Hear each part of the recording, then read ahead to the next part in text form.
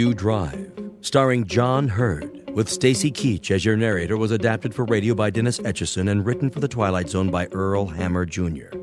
Heard in the cast were Meg Falcon, Jeff Lupetin, Ann Whitney, Doug James, Darren Stevens, Carl Amari, Alyssa Fraden, Elizabeth Lido, Kip Karstedt, C.J. Amari, and Christopher Bolf. To learn more about the Twilight Zone radio dramas and to obtain audio cassettes and CDs of these programs, visit our website at twilightzoneradio.com. The producers of The Twilight Zone wish to thank CBS Enterprises, Carol Serling, Dennis Etchison, Dick Brescia Associates, Claire Simon Casting, Terry Jennings, XM Satellite Radio, Sirius Satellite Radio, our sponsors, and our radio affiliates for helping make this series possible. This copyrighted radio series is produced and directed by Carl Amari for Falcon Picture Group. Audio editing, sound design, Foley effects, and mix for the Twilight Zone radio dramas are by Cerny American creatives Craig Lee, Michael Slaybach, Bob Benson, and Jason Rizzo. To learn more about the Twilight Zone radio dramas and to contact us, visit our official website at twilightzoneradio.com. Doug James speaking.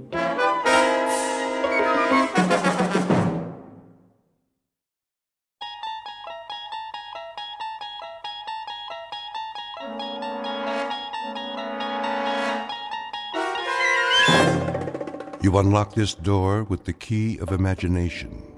Beyond it is another dimension, a dimension of sound, a dimension of sight, a dimension of mind. You're moving into a land of both shadow and substance, of things and ideas. You've just crossed over into the Twilight Zone.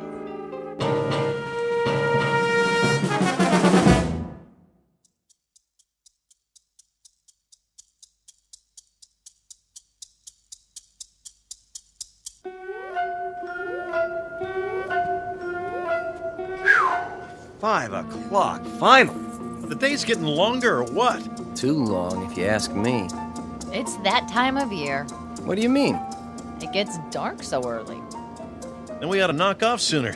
4 o'clock instead of 5. Oh, old man Roscoe would love that. Hey, Mary Ellen, let me get those files for you. You want to carry my books, Rich? No problem. I guess not, for a big, strong man like you. I was wondering, how about I buy you a drink? No thanks. I have to drive home. Just one? Some other time. Besides, it looks like it's gonna rain. We could stop off at the corner. Leave her alone, Rich. Can't you see she's not interested? Just trying to be friendly. Good night, Mr. Pope. Don't work too late. I won't.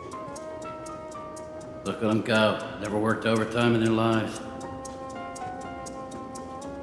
You still at it, Ollie? Few more minutes, almost done. I was about to leave. Go ahead, I'll lock up. Let me give you a hand. What do you got left? Why does he always want to give me a hand? Thinks I can't do it, is that it? Oh, no, not that much. Just some letters. Well, give them to me. I'll do them for you. What's he trying to prove? Don't worry, I can handle it. I know you can, but I'm your assistant, you know. Let me assist. Yeah, assist me right out of a job. That's what you're after, isn't it, Pete? That's all right. Come on. I'm your friend, too. Sure, Pete, a real friend. You want my desk, don't you? Go on home. You know, Ollie, you don't look so good. You're working too hard. You gotta take it easy, you know? I'm fine. I'm fine, really. Just get out of here. Well, if you're sure. I'm sure.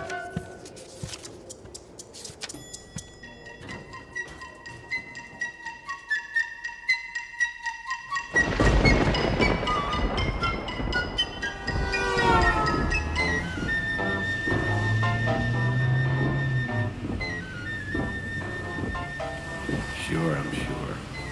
Working too hard. What does he know about it? What do any of them know about it? Look at this traffic. You'd think it never rained in this town before. Pull over, let me pass. What's the matter with these drivers? All a man wants is to get home after a hard day. They probably don't even have a home. Creeping off to the nearest bar, knock back a few. Make the light! Go on through! Punch it!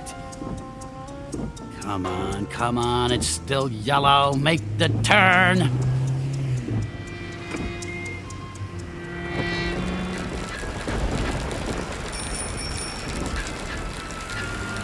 Hey, mister! Don't you see me? Help! He tried to hit the newspaper boy. I saw the whole thing. Stop! Somebody stop that car. Help! Police!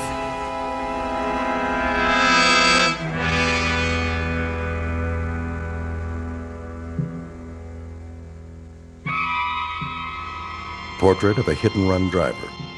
The name is Oliver Pope, a shaky little citizen, insecure in his job, suspicious of the world and its inhabitants. A man who feels big and powerful and secure only when he's behind the wheel of a car. Oliver Pope has just arrived at a crossroads in his life. The hit occurred in the world he knows. The run will take place in the Twilight Zone.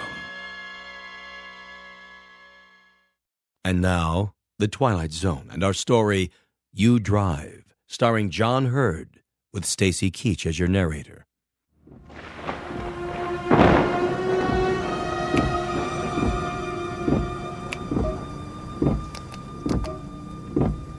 Come on, garage door. Open!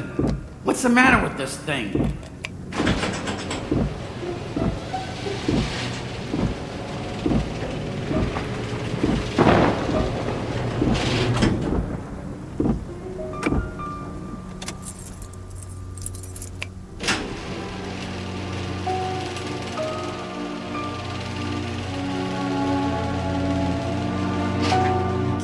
Good Lord.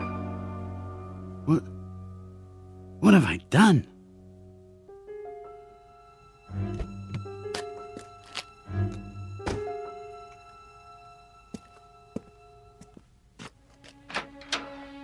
Ollie? Yeah? I'm in the kitchen.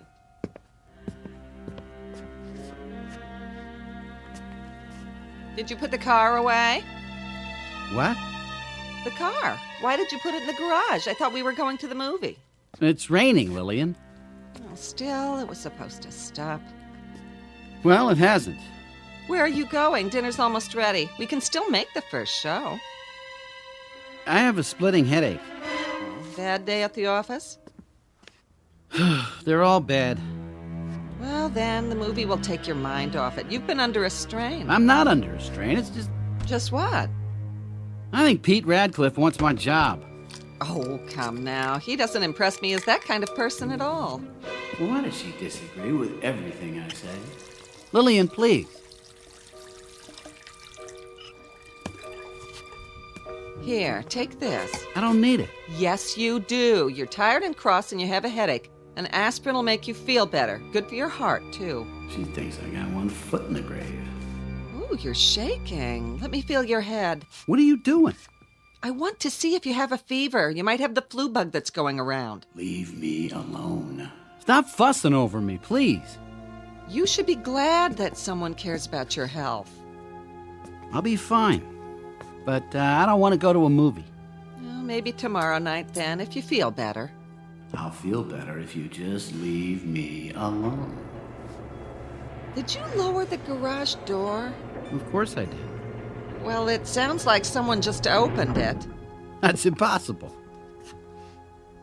Listen, Probably the cat.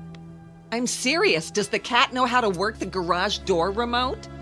All right, I'll check it out.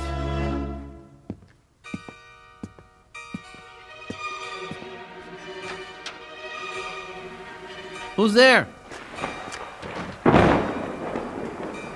Thought I closed it.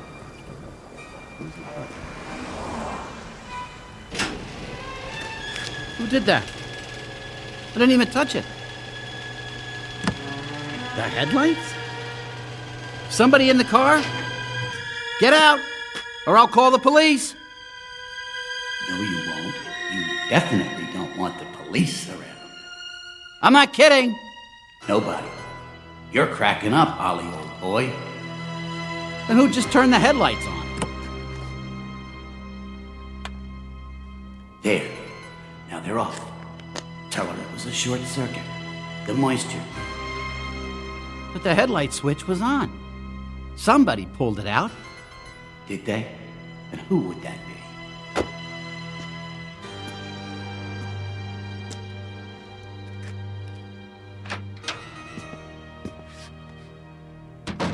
Well, That must have been a short, rain and all. was it the cat? I don't know, Lillian. Did you turn the car lights on? Yes. I mean, I turned them off. You mean they turned themselves on? Faulty connection or something? Shouldn't be acting that way. We just had a $200 tune-up. You didn't see the paper out there, did you? No. Oh, the boy's late tonight. I guess it's the rain. Here's your supper. I don't have much of an appetite. Oliver, sit. You need your nourishment. I'm gonna lie down for a while. I got a lot on my mind. Oh, no. You'll eat your salad and then we'll see. Greens for what ails you. Sit.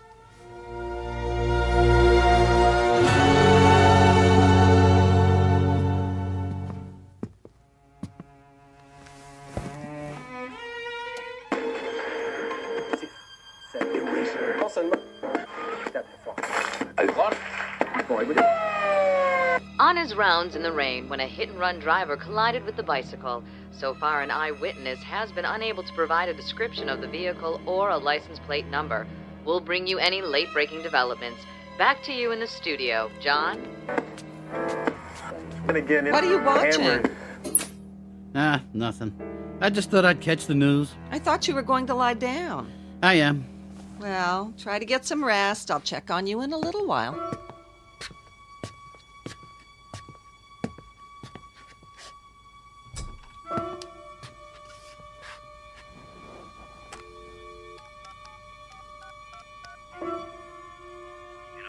Yes, is this the TV station? I'm calling about one of your news stories. There was an accident tonight on the corner of 3rd and Elm. Could you tell me... Oh, I'm a friend of the family. That's right. Could you tell me how the boy is? I see. Yes. That's terrible. Terrible. Critical condition. What do I do now? What if... You don't do anything. You'll be fine. Nobody saw you clearly. Put it out of your mind. That kind of thinking makes a man crazy. But it was me. I did it. Did you? If a tree falls and nobody hears it, did it happen? Answer me that. But I have to do something. That's right. Be a man for a change. In the morning, it'll be nothing but a memory. You'll see.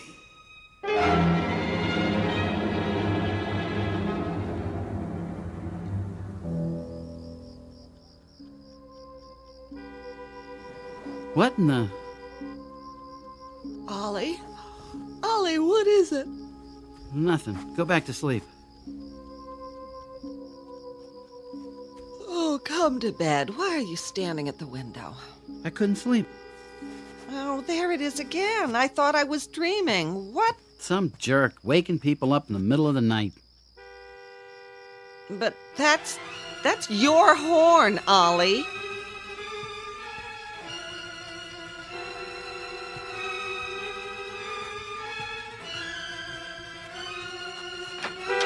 Who's out there?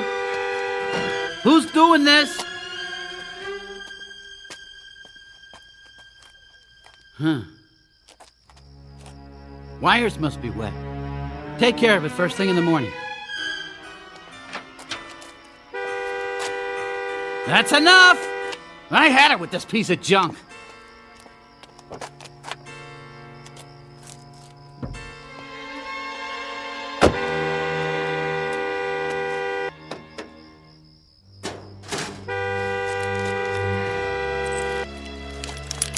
Where's that wire? There. Stupid car. You trying to kill me, slamming the hood like that? I never even touched it. You tell him, Ollie. Don't let a piece of machinery push you around.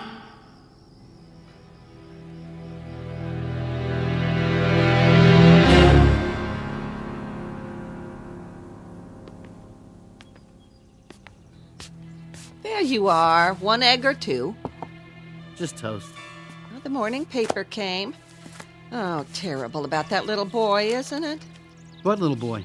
Oh, right there on the front page. Just 12 years old and they don't expect him to live. Oh, I hope they catch the man who did it so he gets what he deserves. How'd you know it's a man?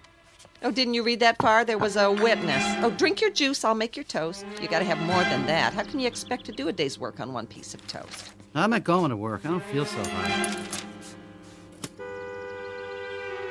I thought you said you fixed that. I did. Are you sure there wasn't someone in the garage last night? I told you, okay? The car's old. Nothing works right on it. Our other car was old and it didn't go honking its head off in the middle of the night. I'm gonna get rid of it. Oh, well, that's just great. Then what will we drive? You know we can't afford a new car. I don't care. Well, I do. I'm going to take it down and have it looked at right after breakfast. You do that if you want, but I'm still getting rid of it. That's it, Ollie. You tell her. You're the boss of her and that car, aren't you? Well, aren't you?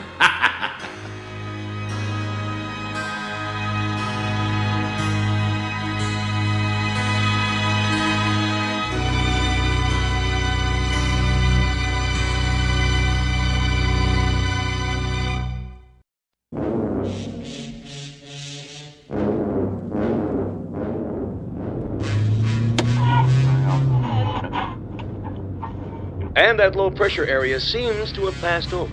In local news, still no word on yesterday's hit and run. The boy, 12-year-old Timmy Danvers, remains in critical condition. We'll be back with the sports news after this. So sad. Oh, I don't believe it. Now something's wrong with the steering.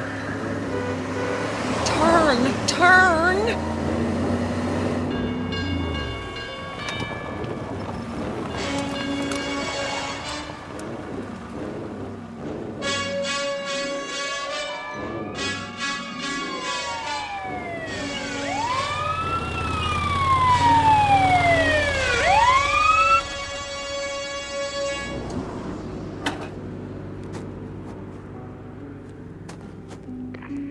A big rig on Old River School Road. 10-4. Help you, ma'am? Oh, officer, I am so glad to see you. My car seems to have broken down. Do you know where there's a payphone? Back a block at Lincoln. You'll see it. Thank you. Not out of gas, are you? No, the tank's full. Here, let me try to get it started. No, I'm afraid it wouldn't do any good. This car is nothing but trouble.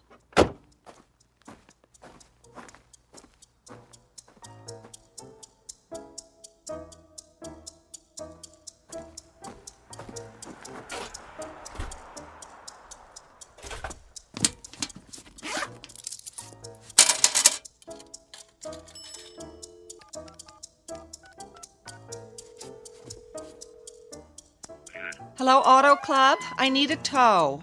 Yes, at 3rd and Elm. I don't know what the trouble is. It just stopped and now it won't start. Would you please send the truck right away? It's in the middle of the street.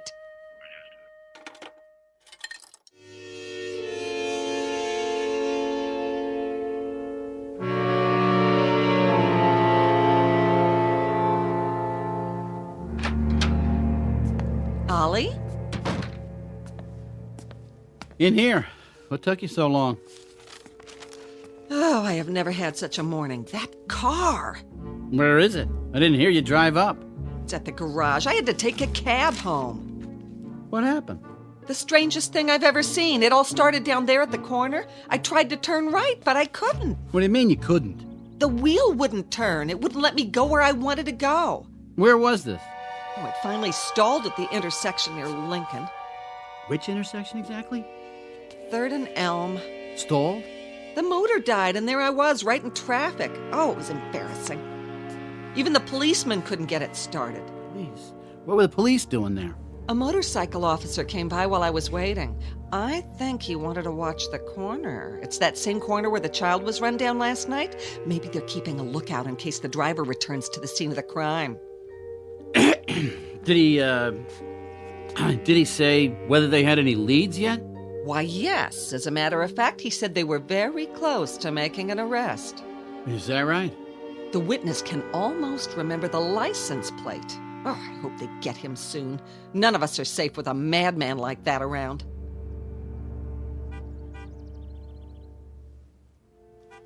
What in the... It sounds like... I thought you said it was at the mechanics. Oh, no! What are you trying to pull? Oliver, what are you talking about? You just told me you had it towed for repairs. I did! I tore out the wire to the horn last night. But what is it doing here? That's what I want to know.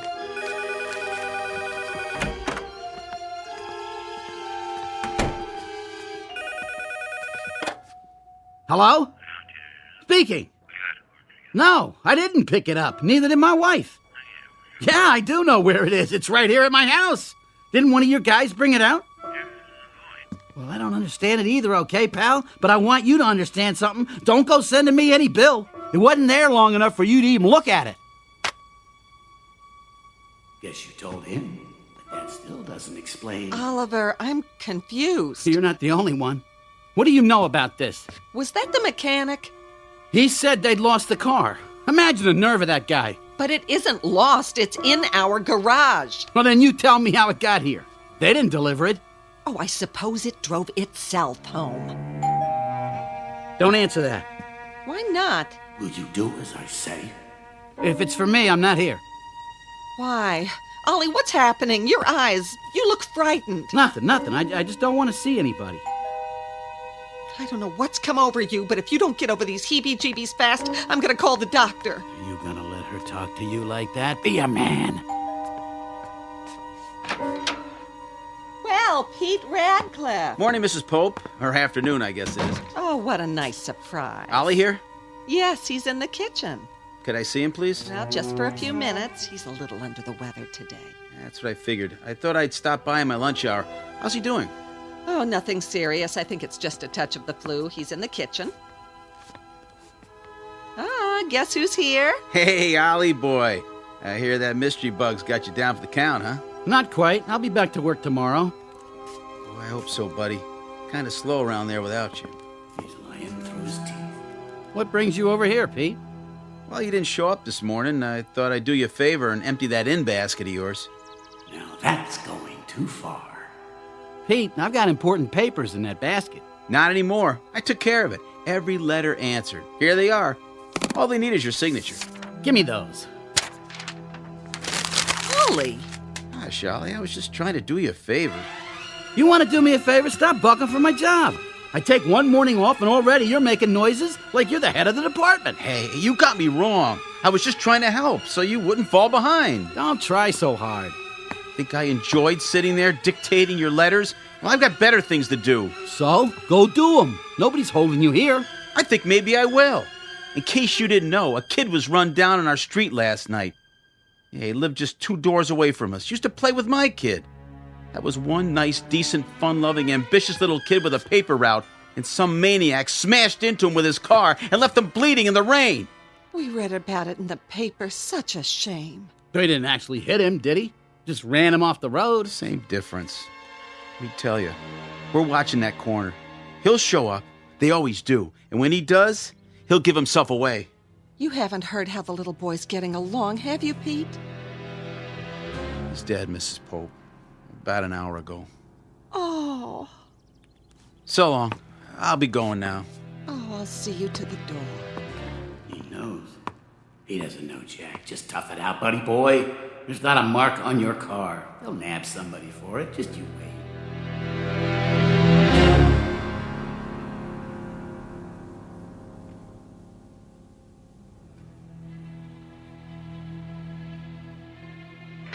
Where are you, 51? Check in. Stakeout, corner of Elm and 3rd. No luck yet. The chief needs you back at the station. That's Big 10-4.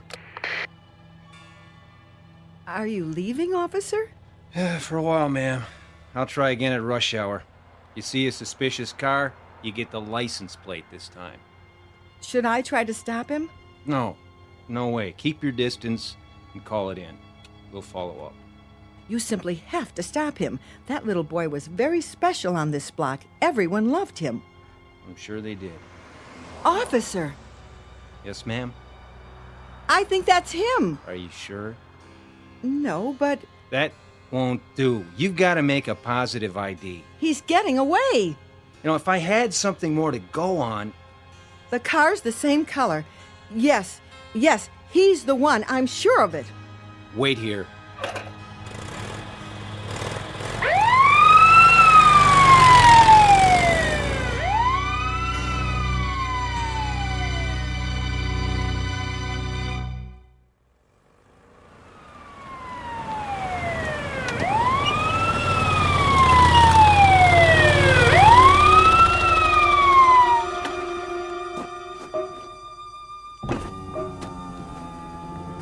Yes, officer?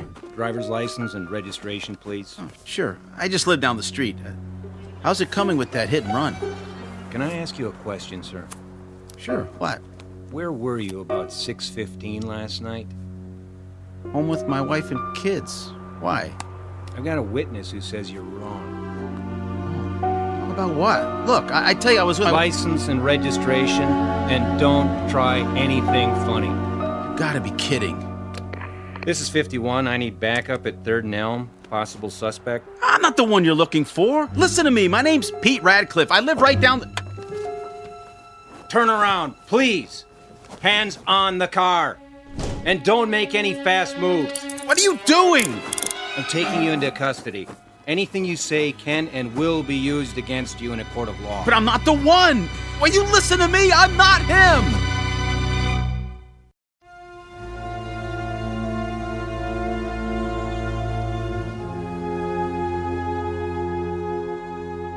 There you are, just in time for dinner. You feeling better after your nap?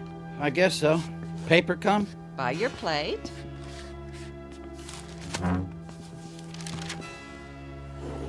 I'm just giving you a little chicken broth and some crackers tonight. Nothing too heavy. I know you want to get back to the office tomorrow and... Ollie, what on earth is the matter? Did you see the headline? No, dear, I haven't opened it yet. What does it say? They've made an arrest. About what? You're not making sense. The hit-and-run driver. Really? Well, I'm glad to hear it. But is that any reason for you to take on so? You're as white as a ghost. The man they've arrested is Pete Radcliffe. Let me see. I just can't believe it. Read what it says. Positively identified by an eyewitness. Well, I still don't believe it. Why not? You can tell when a man would do a thing like that. Pete just isn't the type. You don't know him like I do. No, I suppose you're right. You've always claimed he was sneaky after your job and all. Yeah, I guess I don't have to worry about that anymore. Ollie, I'm surprised at you. How can you take satisfaction out of someone else's misfortune? I don't get any pleasure out of it. I just said that I don't have anything to worry about at the office. Oh! Stay calm. Ollie, there is someone in the garage, and now I'm not imagining it this time. There's nobody there. Don't you tell me it was my imagination. You heard it. Aren't you going to look? A little noise, that's all. Could have come from anywhere. It came from the garage. If you're afraid, I'll call the police. No. No police. I'll go.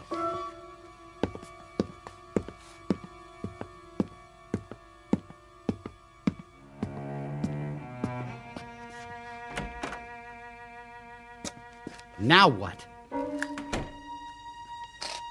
The whole front bumper. Looks like it fell right off. Or somebody pulled it off. Who did this? Who's in here?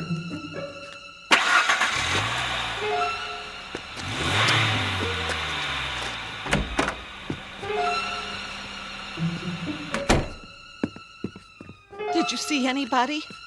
No, there's nobody out there. Then what made the noise? That cat. It was pawing around the garbage. It knocked the lid off. Well, it certainly made a racket. Don't you want your chicken broth, dear? No, I don't feel so good.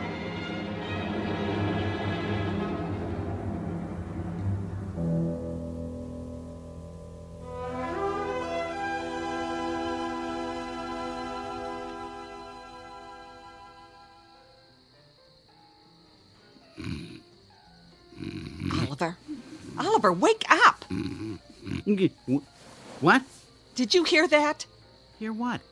Sounds like some nut's got his radio turned up as far as it'll go. Oh, see where it's coming from. Where's my robe?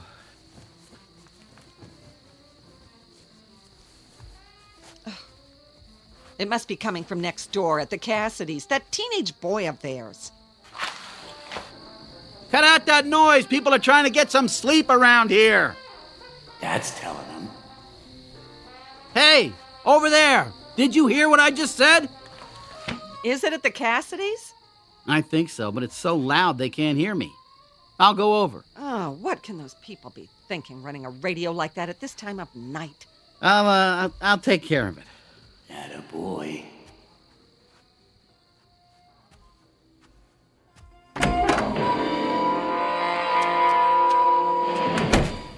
What is this? And now the news. An arrest has been made of the accident that fatally injured young Timmy Danver. Radio in my own car. Somebody or something is trying to drive me insane. The suspect, Peter Radcliffe, has been identified by Mrs. Daniel Hastings, who was walking her dog at the corner of... Funeral services for the victim will take place tomorrow afternoon at the Church of the Good Shepherd. No! Take charge of it. Kill it. The right tool for the right job. How about a hammer? Yesterday's hit and run. Leave me be, you piece of junk! For the victim will take place tomorrow. Can't see! Turn those headlights off me! An arrest has been Off, made I in the said! accident that fatally injured young Timmy Danver. Young Timmy Danver. An arrest has been made in the accident. Fatally injured Timmy Danver.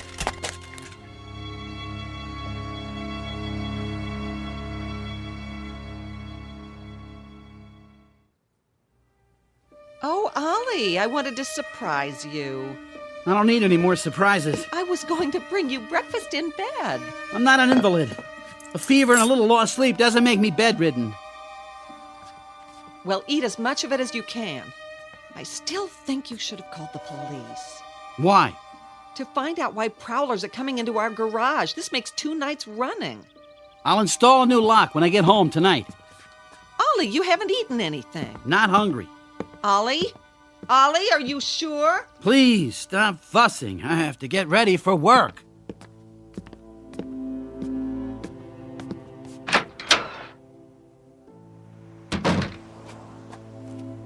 Now, don't you stay in that office and try to work if you feel bad. You come on home. All right, Lil. Aren't you going to drive? I thought I'd take the bus. Now? I don't trust the car. It's falling apart. So what should we do? Are you just going to let it sit in the garage? No, I'll put an ad in the paper. Maybe we can unload it on somebody. For now, leave it as it is. If you say so. Bye. Bye.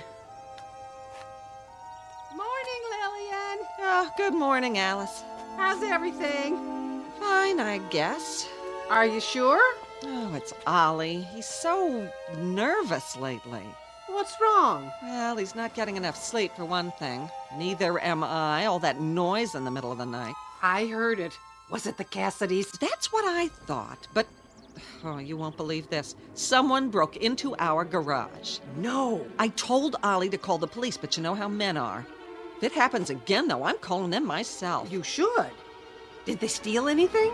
I don't think so, but they fooled around with the car, turned the radio on and off. It was terrible. Oh, I bet. I hope they didn't do any damage. Well, Ollie says it isn't serious, but he wants to sell it. Now, I suppose we'll have to buy a new car. Well, at least it runs. There he goes now.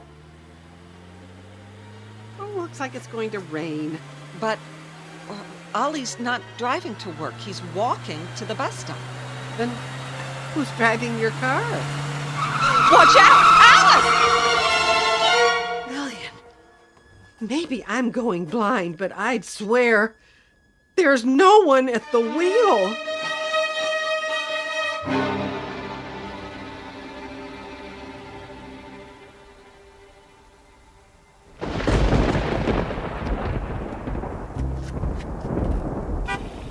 I don't believe this. Get away from me. Leave me alone. I said get away. What do you want from me?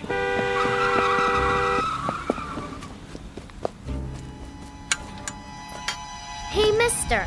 What are you doing in my yard?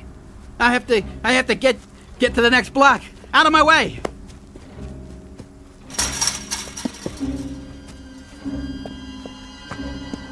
Taxi! Taxi, over here!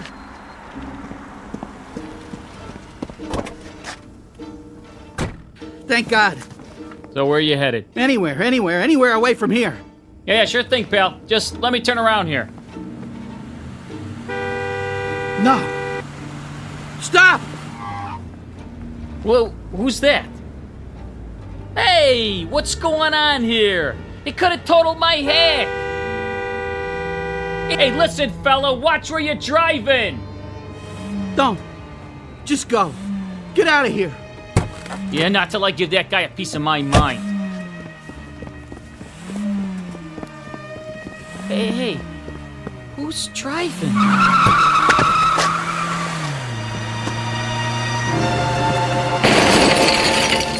What the heck is going on here? Hey, cops! Somebody's tearing up my cab!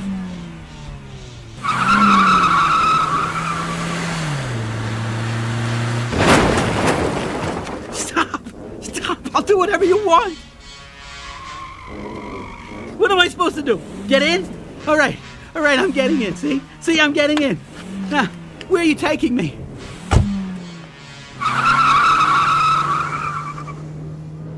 Now you've done it.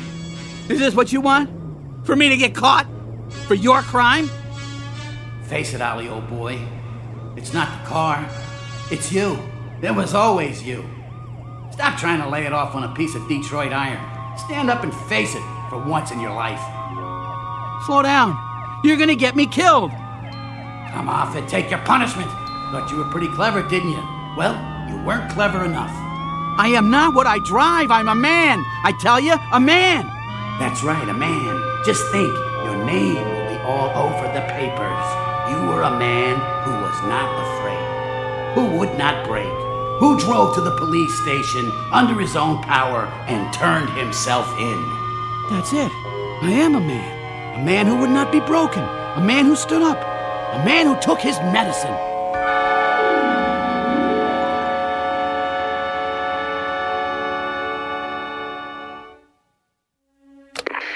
This is an all-points bulletin for drivers within the sound of my voice.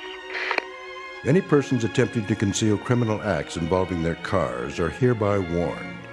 Check first to see that underneath the hood there does not lie a conscience, and that the hum of the engine is not really the beating of something very much like a heart, especially if you're riding along a rain-soaked highway on your way to the Twilight Zone. More from the Twilight Zone after this. You are about to enter another dimension, a dimension not only of sight and sound, but of mind, a journey into a wondrous land of imagination. Next stop, the Twilight Zone. Hi, this is Stacy Keach. I'd like to take a moment to tell you about our Twilight Zone website at twilightzoneradio.com. At twilightzoneradio.com, you'll find the latest information on these Twilight Zone radio dramas, including behind-the-scenes photographs, plus the newest product releases, trivia contests, ways to contact us, other Twilight Zone-related info and merchandise, plus links to other fascinating websites. So make your next stop twilightzoneradio.com. Visit twilightzoneradio.com to purchase these Twilight Zone radio dramas on cassette and CD, or call toll-free 1-866-989-ZONE. That's 1-866-989-9663.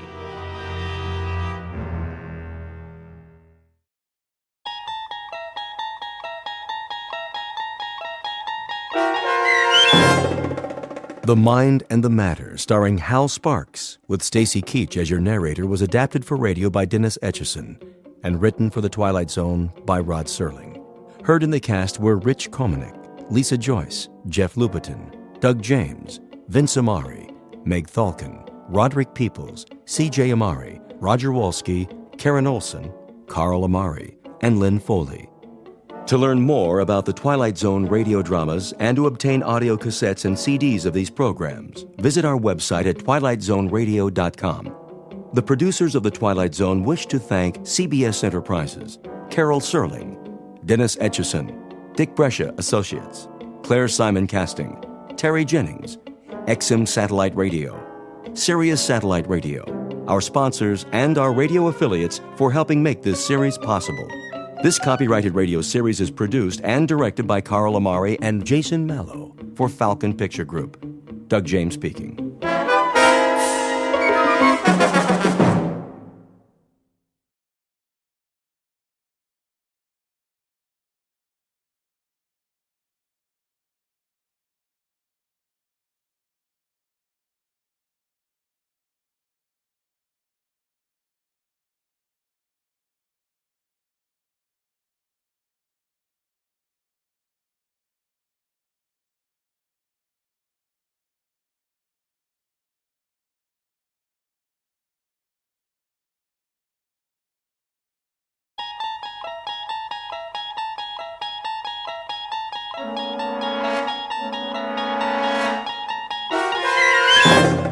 You're traveling through another dimension, a dimension not only of sight and sound, but of mind. A journey into a wondrous land whose boundaries are those of imagination. Your next stop, the Twilight Zone.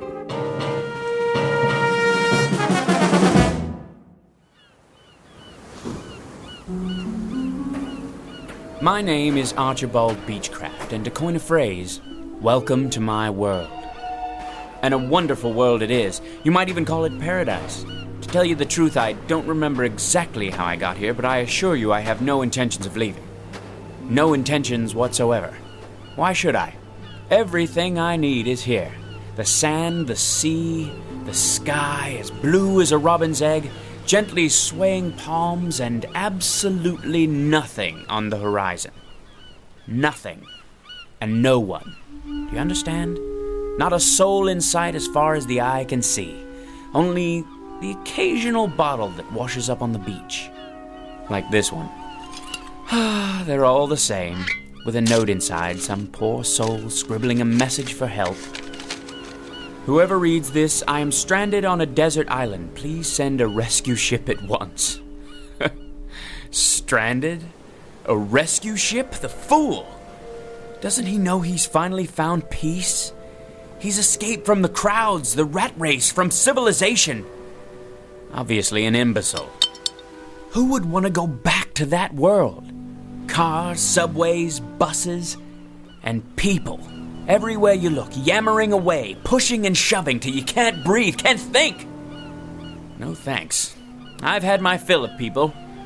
If you don't mind, I'll live out my days like this. Alone. Quite blissfully alone.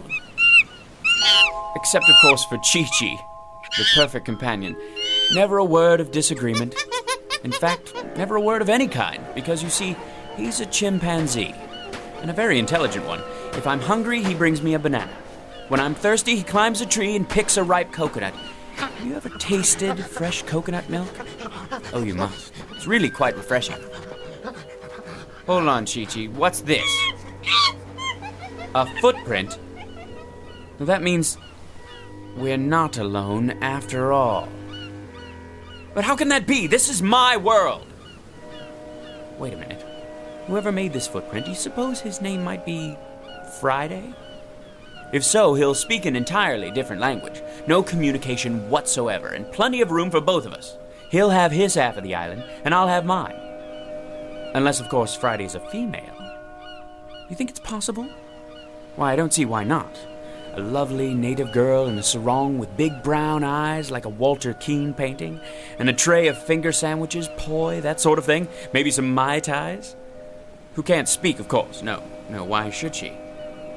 She'll live in her grass hut and I'll live in mine, and we'll visit from time to time. An ideal arrangement, I'll give her a lei, a flower lei, whenever the spirit moves me. And when the spirit doesn't move me... Now where's that coming from? There aren't any telephones on my island. It can't be! A telephone booth? On the beach? Most ridiculous thing I've ever seen. Yes? Yes, who is it? Who in the... Hello, who's there? Hello? Who? Hello? Tropical Paradise, Beechcraft speaking. Hello? Hello? Oh, the alarm clock. I must have been dreaming again. What time is it? 6:30 already? This is my world, all right. And welcome to it. A brief, if somewhat jarring, introduction to Mr. Archibald Beechcraft, a child of his time, a product of the population explosion, and an unwilling inheritor of the legacy of progress. He has just begun his daily battle for survival in a world that cares not one whit for his happiness or sanity. But very soon, our hero will begin a one-man rebellion against this impersonal age. And to do so, he will enlist the help of certain unusual aids, of the sort found only in the Twilight Zone. And now, The Twilight Zone and our story, The Mind and the Matter, starring Hal Sparks, with Stacy Keach as your narrator.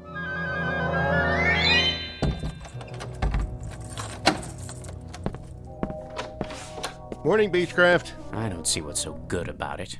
How's that? If you'll excuse me, I'm late.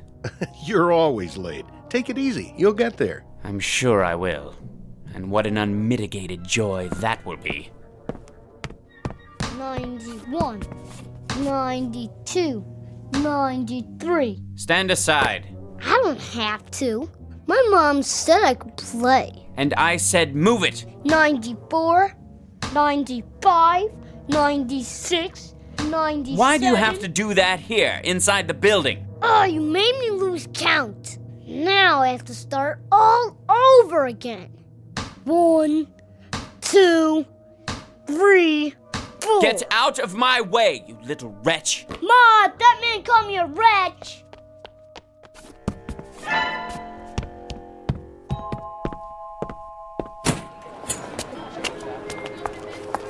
Hey, watch it, buddy. Sorry. Look where you're going. Beg your pardon. Hey, careful with the briefcase, huh? I'm late, you see. Hey, he almost knocked me down. If I miss my train... Red light, mister, red light. But I can't wait for the light to change. If I do miss my train, then they'll dock my pay, meager though it may be. And if they do that, well, there's no limit to what they can do. I'm not about to jeopardize my position just because of all the rude, inconsiderate people who are ruining this city. Positively ruining.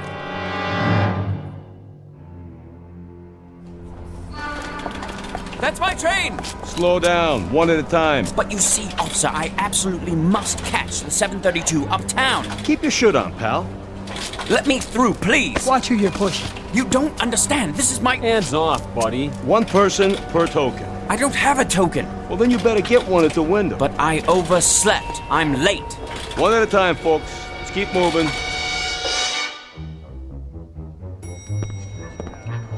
Let me on, please. Hey, you stepped on my foot. Move to the back, please. This elevator's full. But I absolutely must get to the 15th floor. Why don't you wait for the next one? I can't wait. I'm late as it is. I said this one's full. Surely there's room for one more. Sorry, Beechcraft. If I could just squeeze in. Will you watch the elbow? I do apologize. Going up.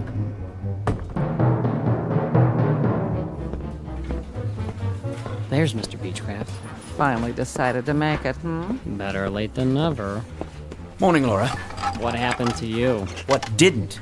If you'd been through what I've been through. Did you punch in? Yes. Mr. Rogers got here 15 minutes ago. I'm sure he did. I told him you went to get coffee. Coffee. That's what I need. Not now. And my blood pressure pills. Wait till the break. Look like you're busy. You mean pretend? I don't have to pretend.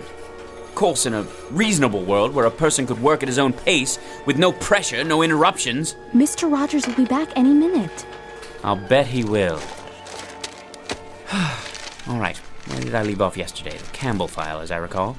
I'm finishing it for you. What? You shouldn't have done that. I'm quite capable. I know you are. I was only trying to help. Thank you, Laura, but if I could be allowed to concentrate without so many distractions, there'd be no problem. Here's your coffee, Miss Petty. Oh, thank you, Henry. You can call me Laura, you know. All right, Laura.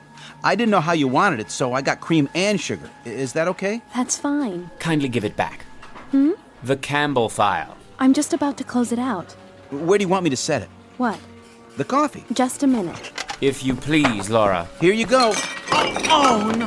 Why, you clumsy clod! Gosh, Mr. Beechcraft, I sure am sorry. You spilled it all over my jacket. I guess I didn't see you. That's precisely your problem. Try cold water before the stain sets. I'll get another cup. That's all right, Henry. No harm done. I ought to send you the cleaning bill. Is that Beechcraft? Yes, sir. Looks like he's headed for the washroom. Something the matter? Well, Mr. Rogers, you see, He's a little out of sorts this morning. Is he now?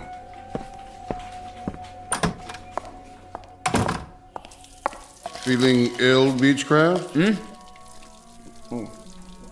No, sir. Nothing like that. If you'll forgive an observation, you're not looking too well. I'm all right, Mr. Rogers. You look tired. You know, Beechcraft, keeping yourself fit is not only a personal responsibility.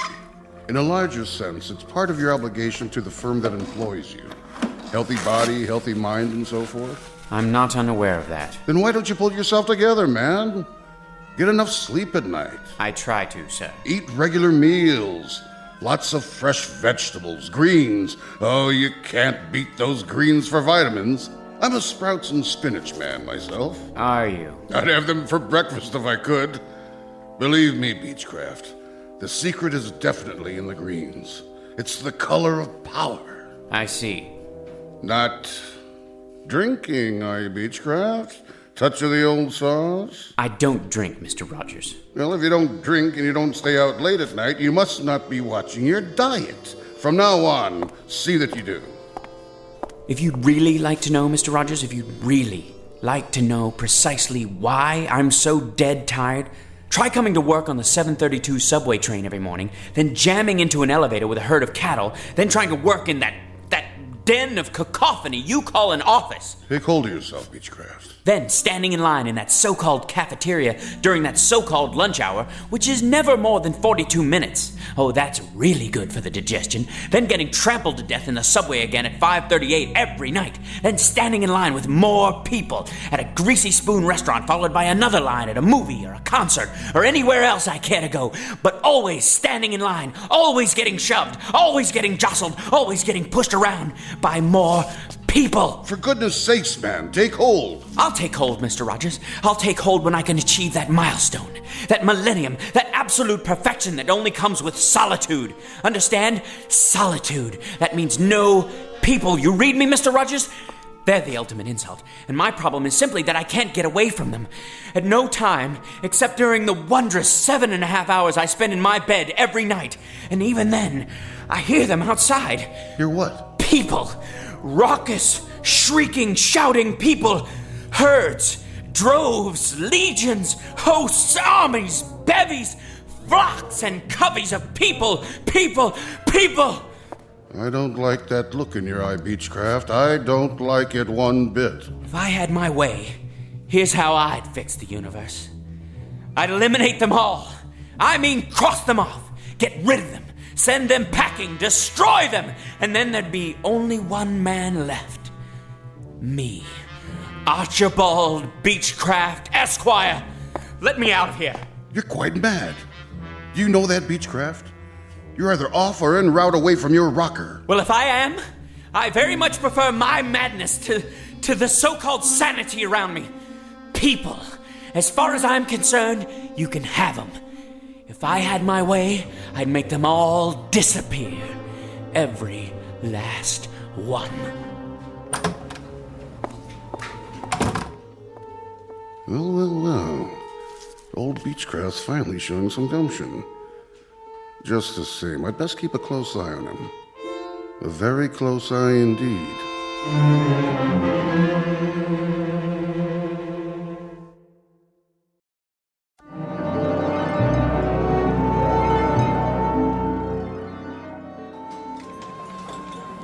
I'll have a baked fish. Yes, ma'am. Salisbury steak for me.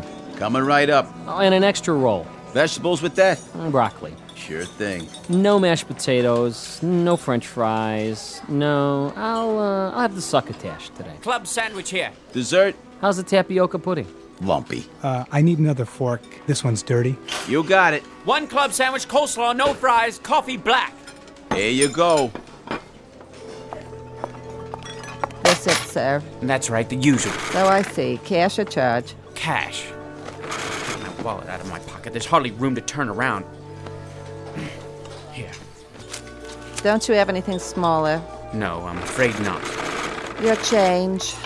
Hurry up, will you, buddy? We don't have all day. I'm doing my best. If you'd allow me to put my wallet away. Next, 1 double macaroni and cheese, salad with ranch. Excuse me. The seat's saved. Well, how about the one next to it? Now, he'll be right back. Of course. Of course he will. Hey, Mr. Beechcraft, over here. Thank God. I'm obliged, Henry. Think nothing of it, Mr. Beechcraft. Squeeze right in. That was my plan. Been saving it for you. I was sort of, well, I wanted to make up for this morning. This morning? When I spilled coffee on your coat. I'm really sorry about that. Say, Mr. Beechcraft? Mm-hmm. I have a friend. You don't say. Works in the used bookstore around the corner. I went there before lunch. Whatever for? Oh, I like to read. All kinds of stuff. Do tell. Horror mostly. That's my favorite. Why am I not surprised? Some of those paperbacks are pretty cool, you know? There was one about these giant worms that live in the sub-basement of an office building. And if you took the elevator down there late at night, these big white old worm things will be waiting for you. And they must have been really hungry, because... Please, Henry. I'm eating. Oh, yeah. Anyway, I went over there today, and I saw this. So I sort of got it for you. What is it? Story of a serial killer who wants to depopulate the earth? Nothing like that. Take a look. I thought you might like it. The mind and the matter. How you can achieve the ultimate power of concentration. Think this is something I need, Henry? It's really rare. There are only a few printed. A little on the occult side, isn't it? Maybe so. But seeing as how you always have so much work to do, my friend is kind of a student of the mind. He swears by this. Says it's the last copy. The publisher was supposed to destroy all of them. For what reason? Too powerful. Tells you how to make people do things. Things? Would you believe it, Mr. Beechcraft? I've seen him. I've seen my friend cause a woman to do something fantastic. How's that? It's true. He was in a department store, and he saw this woman at the sale table, and he concentrated real hard on one particular thing, and Mr. Beechcraft, as sure as I'm sitting here in the cafeteria of the United Tool and Die Company, that woman... You won't believe this. What? Well, that woman picked up a chartreuse and orange scarf, paid for it and everything. She never would have bought it in a million years. Who would? But he made her do it, just like that. It's the truth, I swear. Will you please try to be more careful? Oops, there goes the coffee again. Sorry, Mr. Beechcraft. Thank you so much for the book, Henry. Now, if you don't mind, I think I'll be leaving. I've had more than my fill. Mr. Beechcraft, Chapter 3. Read that one first. Remember, Chapter 3. Right, Henry. Chapter 3. Initial phenomenon of intense concentration. Focus on a single desired outcome, then close your eyes, mental picture, repeat 3 times. Ready to go back? Not yet. I have to fix my makeup. Okay. Wait, I think I'll have a soda first. Want one? Nah. Let me see. Orange, root beer, grape. Might as well give it a try. Concentrate. Tropical punch. Pick tropical punch. I just can't make up my mind. It's delicious. Try it. You'll like it. Why'd you pick that one?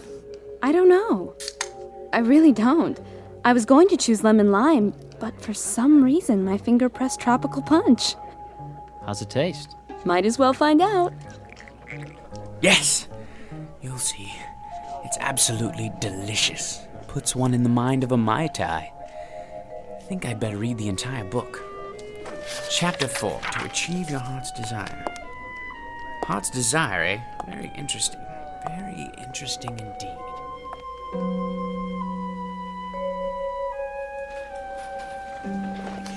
The most important element is concentration. Blot out the quotidian irrelevancies that pollute your day. Quotidian? Nice vocabulary. Mr. Beechcraft? The science of the mind requires absolute adherence to the following rules. Mr. Beechcraft? What is it, Laura? Did you turn in the Campbell file? Campbell? John R. From this morning. I don't see it. I'll get to it. Now then. The following rules of mental control over the omnipresent phenomenology of the modern environment. I really need the file before Mr. Rogers comes by again. Silence! Can't you see I'm reading? Sorry I disturbed you. Oh, Laura, how was your beverage, by the way? Beverage? In the hall, the can of soda. Tropical punch, wasn't it? Oh, yeah. Not bad, actually. Reminded me of a pina colada. Did it now? Delicious, I bet. I'll just get back to my book. A very important book. Very, very important. Distractions which divert 98% of our brain capacity from the more highly evolved regions of the cerebral cortex.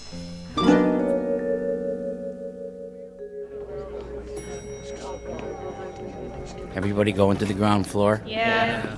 The source of the power is located in the pineal gland, or vestigial third eye. You, sir? Where the power of the all-encompassing life force. Sir, you going to the first floor too? He's talking to you, buddy. What's the matter, you deaf? What? Of course I'm going to the first floor. Where else would I be going? Watch your fingers. Going down. The more complete the mental picture, the more complete the result.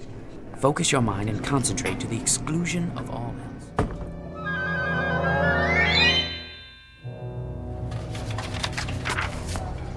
From the lower to the higher chakras, until you feel the power surging. You getting on the train or what? Oh, yes. Then move along. All aboard? Please step back. The doors are closing. Mental imaging of the desired result to the exclusion of all else.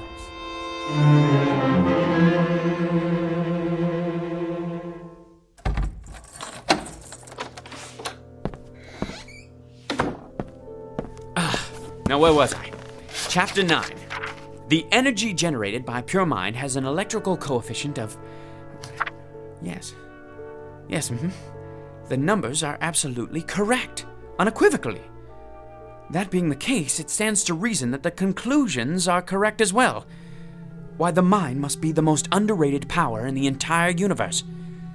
Given the proper concentration, well, there's really no limit to what a man could do. No limit at all. Look at them down there. People. So many. I wonder, if I concentrated hard enough, could I actually get rid of... But why not? Why not? Concentration, that's all it takes. I have the power here, inside my head. Sheer concentration. Concentrate on getting rid of all those people. I wonder if I could do it in one fell swoop. Or knock them off one by one. Just think of it. Nobody in the elevator, in the office, the cafeteria, or on the street. None! Not in the hall or on the stairs. Nobody except... Mr. Beechcraft. Mr. Beechcraft. Who is it? You know perfectly well who it is. It's Mrs. Weller. The rent is due, Mr. Beechcraft. Do you hear me? The rent. I'm not going away till you pay, Mr. Beechcraft. Mr. Beechcraft. Close your eyes and repeat the following words 3 times. Go away. Disappear. Be extinct. The rent, Mr. Beechcraft. Go away. Disappear. Be extinct. The rent. Go away. Disappear. Be extinct. Mr. Beechcraft. Mrs. Weller? Mrs. Weller? Mrs. Weller? Aha! You're gone! Concentration, that's the key. And I have it. Today the landlady, tomorrow the world!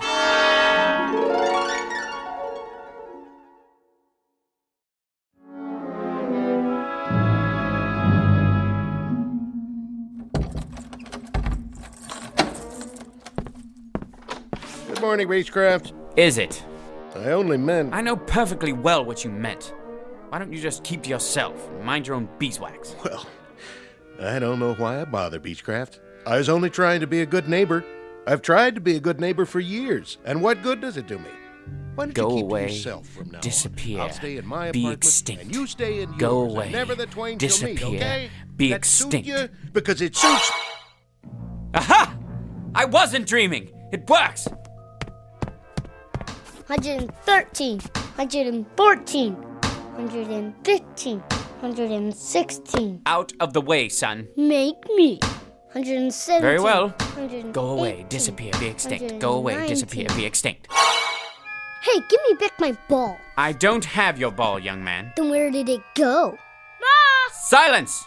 Ma, the I'm afraid bandit you took leave my me no ball. choice. Go away, disappear, be He won't give it back. extinct. He won't. And another one bites the dust. Hey, watch it. Out of the way, jerk. I was here first. Let me through, please. I need to catch the 732. Officer, that man cut in front of me. Hey, you! I said you! Surely you're not addressing me. Put a token in like everybody else. I don't have a token. So get one. I don't have time to buy tokens. If I miss my train... Step out of the line. What for? I'm writing you up. You're gonna get a big fat fine for cheating the city out of... But it's only a token. I'll mail it to you. I'll deposit 2 tokens tomorrow morning, but I simply do not have the time. Yeah, I heard it all before. This one may take some doing. What'd you say? Nothing, officer. Concentrate. Go away, disappear, be extinct. Are you cursing me out? Go away, disappear, be extinct. All right, that's it. I'm taking you in for insulting a transit officer. I got a nice pair of bracelets that'll fit you just fine. Go away, disappear, be extinct. You were saying, officer? You were saying? All right, 732, let's get ready to rumble. Beechcraft is coming through.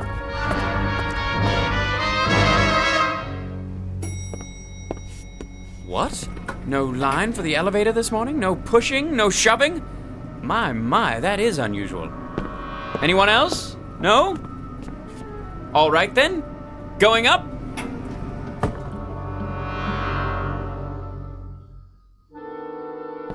Morning, everyone. Laura? You're not here, are you? Slept in, I presume? Like a great many people. Fine with me. I'll just sit down here and get to work without being rushed. Now, where was I? Oh, yes. Jones Stephen. A rather large export to the UK. I'll just see if everything's in order. At my own pace for once. Yes. Better finish this one before Mr. Rogers gets here. If he ever shows up. Now, let me see. Oh, well and good. A major improvement. Only, when I finish this and the other files, what else is there to do? With no one breathing down my neck, how should one occupy his time? Isn't it time for lunch yet?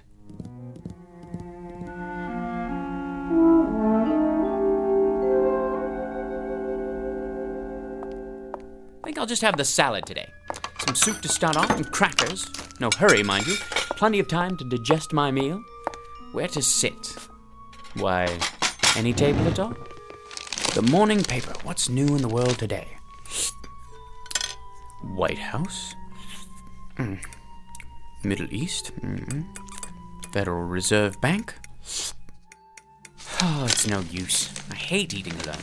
And worse than that, I'm bored. If only I had someone to talk to. One person, that's all. Someone quiet, well-mannered, intelligent, someone like me, in other words. That's it. Concentrate, Beechcraft, concentrate. You called? It worked. Of course it worked. Don't you have any confidence in yourself? Pleased to meet you. The name's Beechcraft. I know. And your name is? Archibald. Call me Archie. You too. Call me Archie as well, if you like. I like it just fine. How's tricks, Arch, old man? Bit on the slow side this morning. Look here, Arch. This isn't working. Wouldn't you agree? Why not? Let's be frank. Too much of a good thing. Well, I wouldn't say so. But you're thinking it. Let's just say I'm temporarily accessible to suggestions about how to occupy my time. Face it, you're bored to tears. Solitude is one thing, but loneliness is quite another. Loneliness. I despise people, loathe them. And I, Archibald Beechcraft, have done away with them. For good and all, mind you, for good and all. I'm leaving. You haven't finished your lunch. I don't have much of an appetite. Thought about any alternatives? Alternatives to what? To this. It's like an empty movie set in here. I don't even want to think about what it's like outside. Look at yourself. You don't have idea one about how to fill the day. People are bad enough, but inactivity's even worse. You're talking nonsense. I'm content. I'm honestly and truly content. For the first time in my life, I have managed to rid myself of the worst scourge there is. the general populace. So what are you gonna do? Splurge and buy a can of tropical fruit punch from the soft drink machine? Will that do it for you? If the truth be known, I would appreciate a little diversion of some kind. Any kind. You mean like a change in the weather? That's it. Perhaps a little unseasonal rain, or a lot of rain. Let's make it a tropical storm with thunder and lightning, the works. That should shake things up. All I have to do is concentrate. Not that exciting, is it? Maybe we need to add something spectacular, like an earthquake. Sure you want to do that? Why not? Here goes. You mean there it goes? I can imagine what the office looks like right now. My desk! All your files on the floor. Gonna take some sorting. Enough! No earthquake and no storm either. Forget it! So now what, Arch, old man? I've had it for the day. I'm gonna take the rest of the afternoon off. Uh-huh. And do what? Stroll down the street? Take a ride on the subway all by your lonesome? Boy, I'll bet the old apartment building's quiet as a tomb. It's starting to get to you, isn't it? The thing of it is, I don't care much for people, but it's difficult not having anyone, present company excluded. I guess it's a trade-off. That's the crux of the problem. Frankly, there isn't a breed of human being that I can stomach. Ever think of a Cocker Spaniel? I never cared much for animals either. Most of all, though, I can't stand people. Thanks. Well, except for you, naturally, but that's because you're a higher class of individual. Wait a minute. That's it! That's what? Why didn't I think of it before? People I can stand. That's what I'll do. I'll create people who are just like me. A world full of Archie Beechcrafts.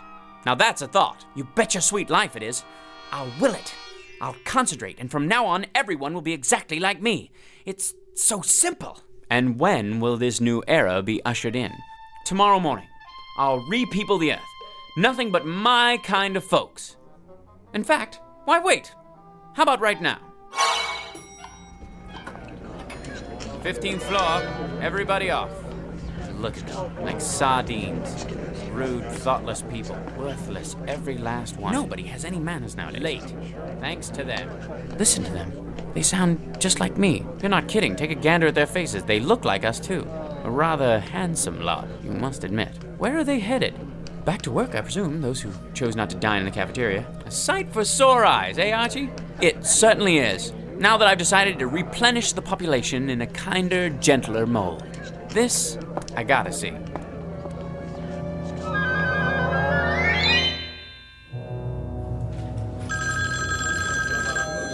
United Tool and Die, one moment, please. You son of a noise, the miserable noise. I'll go out of my ever-loving mind. Keep it down, I'm trying to work. Can't hear myself think. People. Is there no respite? Herds, droves, legions, armies, hosts, bevies, coveys of people. Deliver me, please, deliver me. Hear that, Arch? I've heard more than enough. You asked for it, you got it. A sty. That's what it is. Nothing but a pigsty. A people sty. Had it? Undeniably. Finally getting through to you, huh? Without a doubt. A lot of me is just as bad as a lot of them. You said it. So, what's to do now? Nothing else to do but put it back the way it was. Just like that. Just like that. Mind over matter. Concentrate. Go away, disappear, be extinct. Go away, disappear, be extinct. Go away, disappear, be extinct.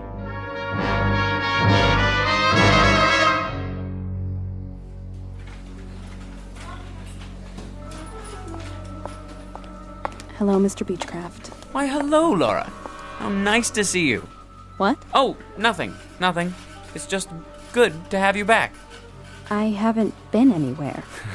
No, of course not. Hi, Mr. Beechcraft. I got your coffee. Miss Petty, Laura. You didn't have to do that, Henry. Careful now. Oh, Mr. Beechcraft, sir. Please forgive me. You should be more... Forget it, Henry. Nothing serious. It isn't? Not at all. Just another little spill on the old sleeve. I'll take care of it with my handkerchief. Gee, thanks, Mr. Beechcraft, for being so nice about it. Tut-tut, my lad, tut-tut. Something else, Henry? I was just wondering, sir. Yes? That book I gave you? Did you get anything out of it? Not really. Why don't you take it back? You sure? Frankly, it's a lot of pap. Interesting, but totally unbelievable. And now, if you'll excuse me, I think I'll get back to work.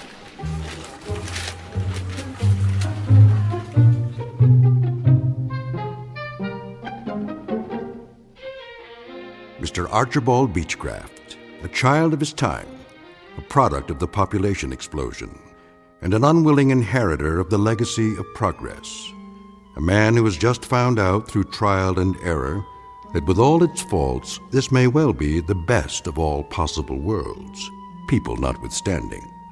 Tonight's case in point, in the Twilight Zone. More from the Twilight Zone after this. Hello, I'm Stacy Keach. I hope you're enjoying this edition of the Twilight Zone radio dramas. To learn more about this series, be sure to log on to our official website at twilightzoneradio.com. You'll find special discounts on our Twilight Zone audio collections, listings of our radio stations, links to other websites, and a photo gallery of our recording studio and some of our stars in action. Plus ways to contact us with questions or comments about the show. And for a limited time, when you log on to twilightzoneradio.com, you can send in for a free CD of the show. So be sure to visit us at twilightzoneradio.com.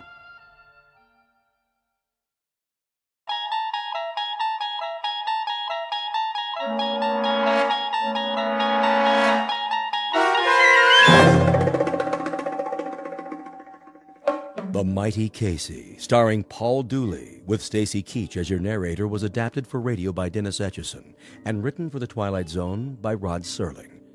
Heard in the cast were Christian Stolte, Joby Cerny, Jeff Lupetin, Alex Sopener, Kurt Nabig, Derek Purcell, Roger Mueller, Elizabeth Lido, Carl Amari, Jason Mallow, Doug James, and Vince Amari. This copyrighted radio series is produced and directed by Carl Amari for Falcon Picture Group. Doug James speaking.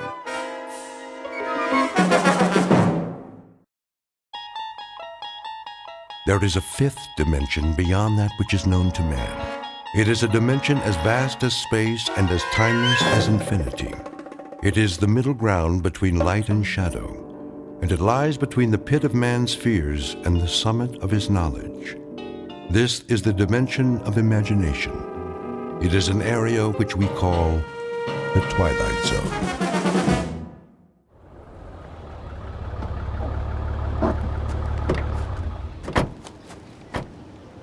Okay, Pete, let's mark it off. Starting where? The dugout. Run a chalk line in front of the fence all the way to the gate so they can bulldoze it flat. Wait, what's the dugout? Where the team would wait.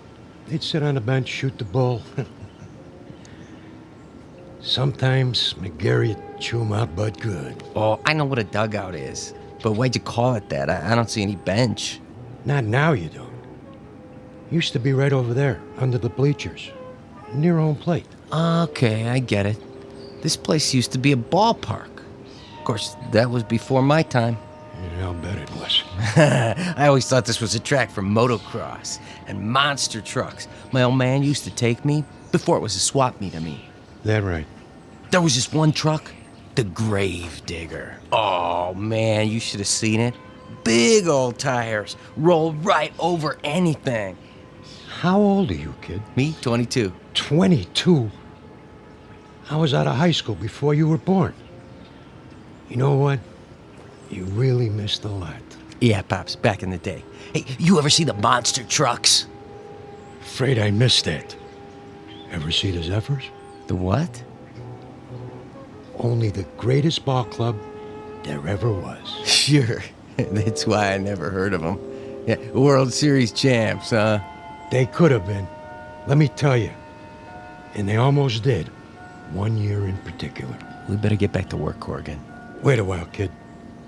I want to tell you a story. You bring your lunch? Sure, I brought it in the truck. Then let's take a load off. Good time for a break. It's okay by me.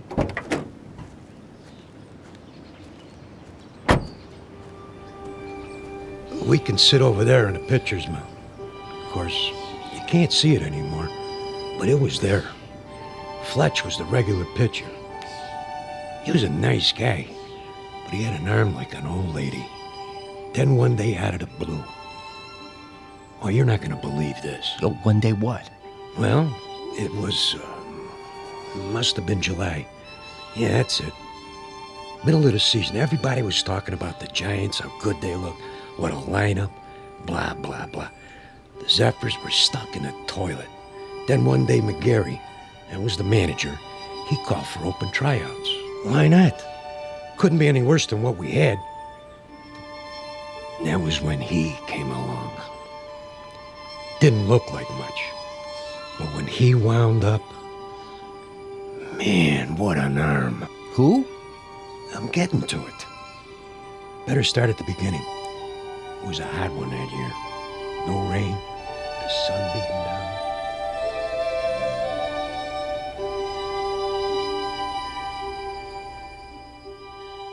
You're standing in the middle of what used to be a baseball stadium. Now the grandstand is falling apart, the field is covered with weeds, and the men who played here are nothing but ghosts. But believe it or not, this was once home to a major league team known as the Hoboken Zephyrs. Never heard of them? That's not surprising, unless you're one of the old-timers. Today it holds only memories and no sound except the wind that stirs in the high grass of the outfield. A wind that on occasion still carries a faint, eerie echo of the crowd that once sat in those bleachers.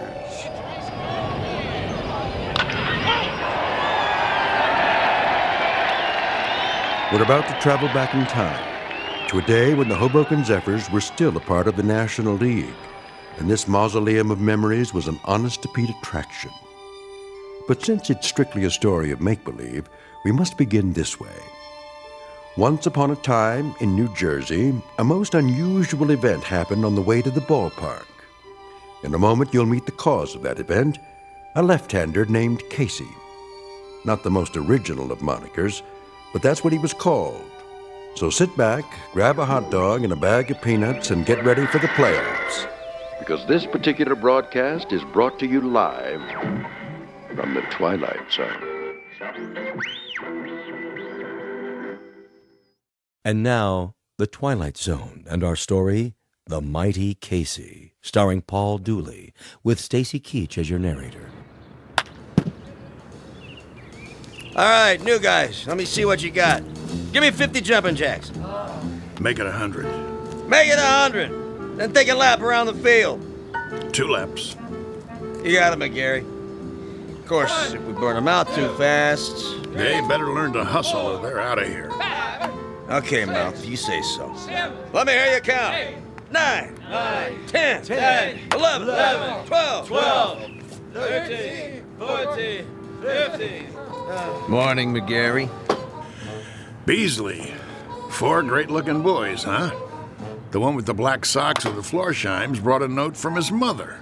Who are you expecting, the All-Stars? Post a sign for open tryouts in a last-place club that happens to be 31 games out of first place, and this is what shows up.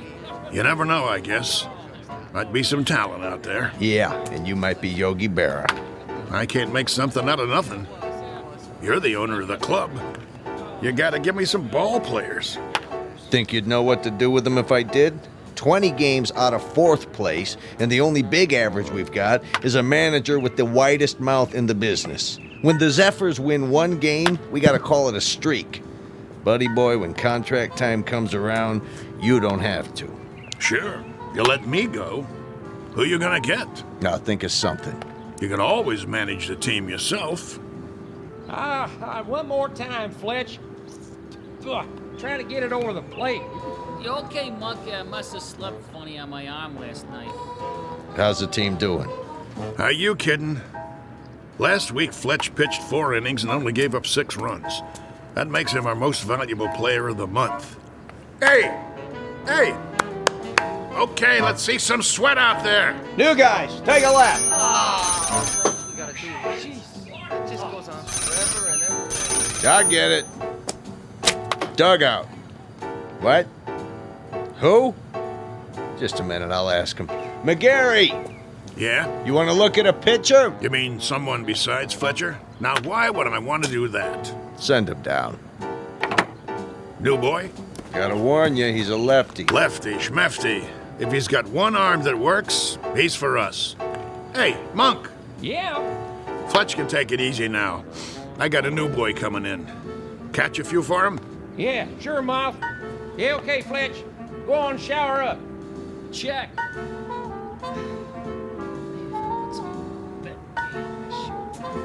One more lap, let's go.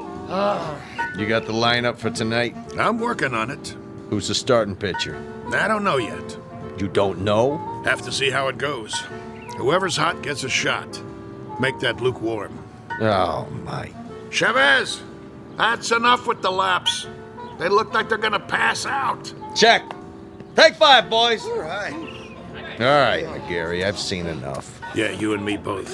What's that? I said I'll see you on the sports page. I'll stop by later. You do that. Mr. McGarry? Over there. Hey, Mouth! Your new man's here. You gotta be kidding. Mr. McGarry, is it? Okay, what's the gag? I don't know what you... Come clean, Gramps. Did old man Beasley put you up to it? I'm afraid Well, tell him I don't need a water boy. Thanks for coming by. Leave your name at the office. There must be some misunderstanding. I'm here about the pitching position. Right. Hardy har har. Oh, I'm not a pitcher, though I've thrown a few baseballs in my time. Of course, that was before the war. Yeah? Which one? The Civil War? You don't look old enough for Valley Forge, but come to think of it, was the winter really as cold as they say? I represent Casey. Oh, Casey. Straight from Mudville, I bet. Even got himself an agent. How much do you get? 10% of nothing? Here he is now. Him? What is he? 115 pounds soaking wet? Listen, no offense, but if a wind comes up, those ears will start flapping and he'll take off like Dumbo. Say hello, Casey. Nice one, Miller. Oh, pleased to meet you. Hey, watch out. I said watch out, the ball's coming down. Step aside, Casey. Now, boy. I said... Ooh. Ow! Right on the old bean. That must have hurt. You okay, fella? Oh, Casey's fine. Just fine. How come he's still standing? Must be out on his feet. I'll call an ambulance. Don't go suing us now. I wouldn't think of it. Casey, as I was saying, this is Mr. McGarry. He's the manager. Hello. Pleased to meet you.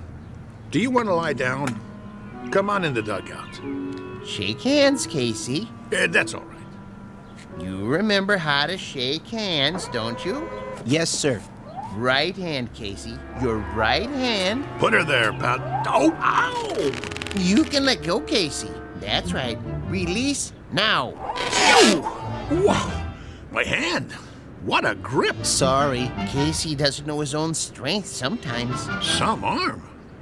Never would have guessed it. Well, let's see what he can do. Mind if I try him out? That's what we're here for. Right, Casey? Correct.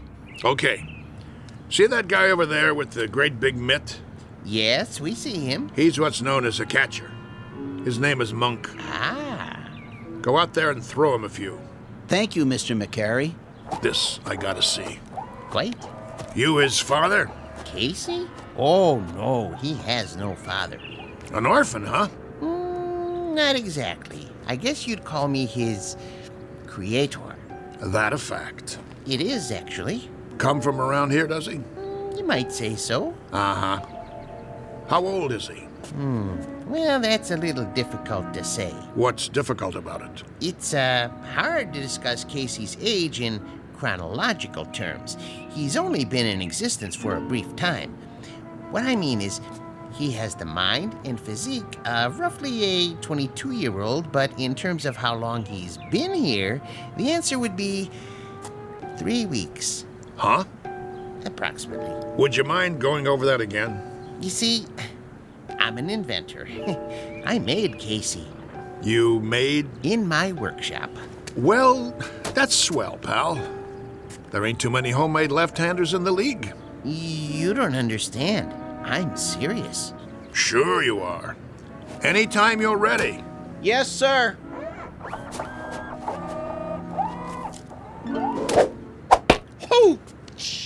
Louise. That's his fastball. Try a curve now, Casey.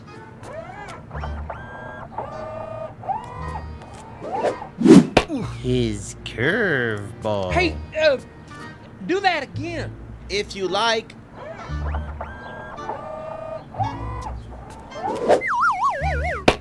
Hey! What was that? We don't have a name for it yet. Go ahead now, Casey. Don't hold back.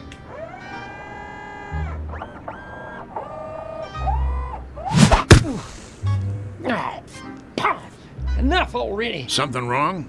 Wrong? What, you see him? That kid, he picks up where Feller left off. He's got a fastball almost went through my glove. And a curve, and a hook, and a knuckler, or whatever you want to call it. He got control like he uses radar. Oh, it's the best pitcher I ever caught in my life. Thanks, Monk. That's enough for today. I swear, I never seen anything like it. He don't even pitch like a human being. Precisely. Well, he's still rough, Gramps. He's plenty rough, but I might give him a try. If he can do the same thing when there's a game on. Oh, he can do it. Consistency's not a problem. He's a robot, you know. Yeah, don't say that. Don't ever say the word R-O-B-O-T-T around here. We'll just keep that one between us, okay? Did you like my pitching, Mr. McGarry? You might have a little potential, Casey, like I told Mr. Stillman here. Professor. The Professor Stillman. You're awful rough around the edges, but I think maybe we could give you a shot. I like to help young ball players. Now you go on into the locker room and find a uniform that fits. He can wear a uniform, can he? Anything you like. Then go and change and come back, and we'll discuss a little contract. Just the three of us. That seems fair. Very kind of you, Mr. McGarry. Don't mention it. Go on now. Say thank you, Casey. Thank you, Casey. Thank you, sir. Come along. You're going to be a real baseball player now, just like I promised you. Isn't that wonderful? Yes. Wonderful.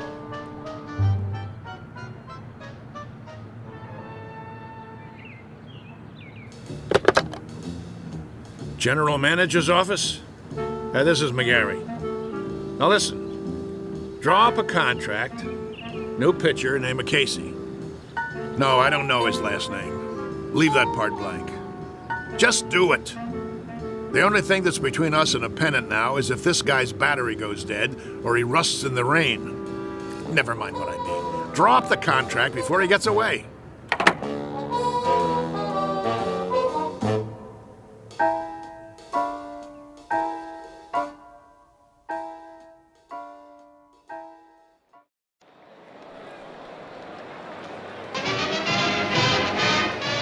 And ready in 3, 2. Good afternoon, sports fans. We're coming to you live for the last in a series of home games for the Hoboken Zephyrs.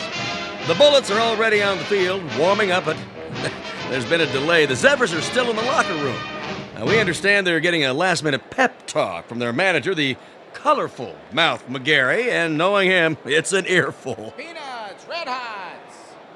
Well, the Zephyrs are at the bottom of the league this season, which means this is a make-or-break situation. And rumor has it there's a new pitcher on the team, but that's unconfirmed. Ah, yes, a beautiful sunny day.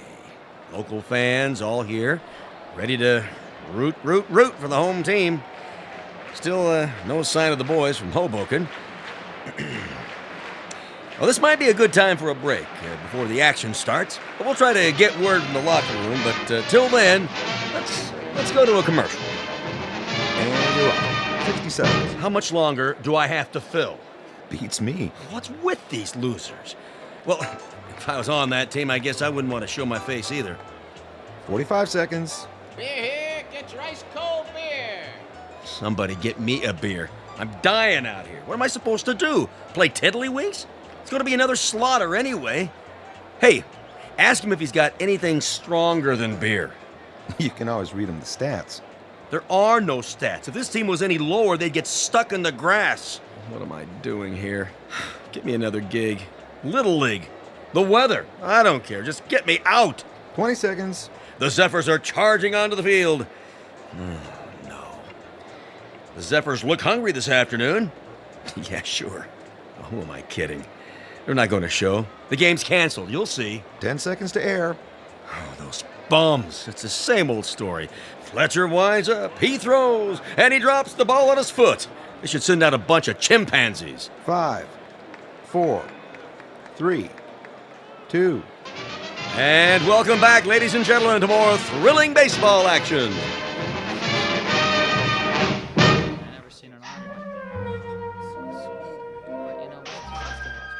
All right, you got the signals down now, kid? Okay, when you're ready to throw, you watch my fingers. See, I'll give you the hand signals, just like we practice. Remember the one for the fastball? This one. Yes. And a curve? Show him the one for a curveball. Yes, right here. Well, what are we waiting for, Mom? This ain't a training session. This is for real. You're telling me? All right, kid.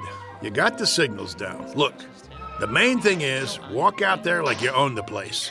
But be cool. Nice and steady. Cool? He means don't be nervous. Nervous.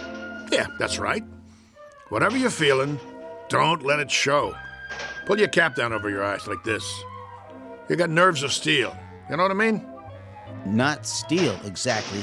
You know what nerves are, Casey. Oh, yes. Neurons, axons, and dendrites. This case, nerves means ill at ease. As if one of your electrodes were corroded and, Nervous, Casey. Like as if it's 2 out in the 9th and you're 1 up and you're pitching against Joe DiMaggio. He comes up to the plate, looking intent, eyes straight ahead. That wouldn't make me nervous. No? Why not? I don't know anyone named DiMaggio. What? He never heard of... I know what he said. He's a great kidder, ain't he? I love this guy. All right, fellas, this is it. Let's get going. It's time, Casey. Yes, sir. Mr. McGarry? Yeah? Are you coming? Yeah. Yeah, I'm coming. Something the matter? I was just, thinking about the Giants. We're not playing the Giants today, are we? No, but I can't wait to knock them off. For that matter, I'd love to knock off the Phillies and the Cards, too. Or the Braves in Cincinnati. Or even the Hanksville Bullets. Them especially. Those bums beat us 11-0 in spring training. I think that will happen. Casey will come through for you, Mr. McGarry. Most definitely. You never told me. What have you got riding on this? What's your angle? With Casey? My interest is purely scientific. I know he's a Superman of sorts, but I need to have that proven under test conditions. You mean you can't guarantee he'll work? Oh, I have no doubts. Once I built a home economist to run my house. Marvelous cook. I gained 46 pounds before I had to, dismantle her.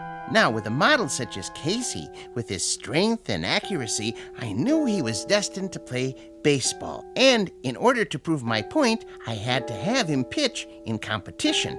As an acid test, I settled on the absolute worst team I could find. Nothing personal. Nah, of course not. Very nice of you to think of us, Mr. Stillman. Professor Stillman. Professor, I really appreciate it. No kidding.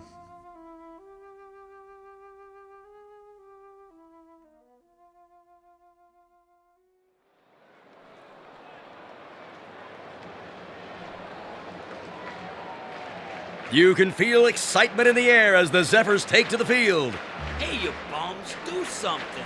The pressure's on the home team, tensions are high, and there's a groundswell of support as this new pitcher approaches the mound.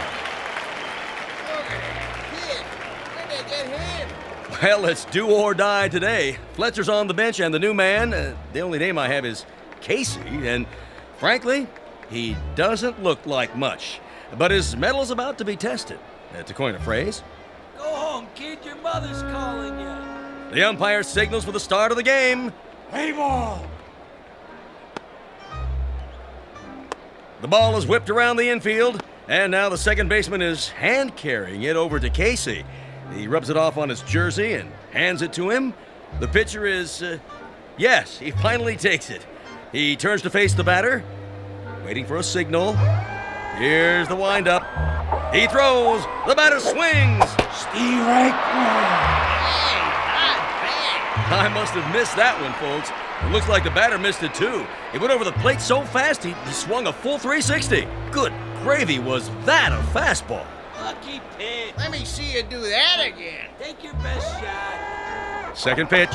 Here's the windup. Whoa, Nelly! Halloran tries to take a bite out of it and misses. He's off his feet. Looks like he threw his back out, twisted around like a pretzel. Good golly, Miss Molly, we got ourselves a pitching machine.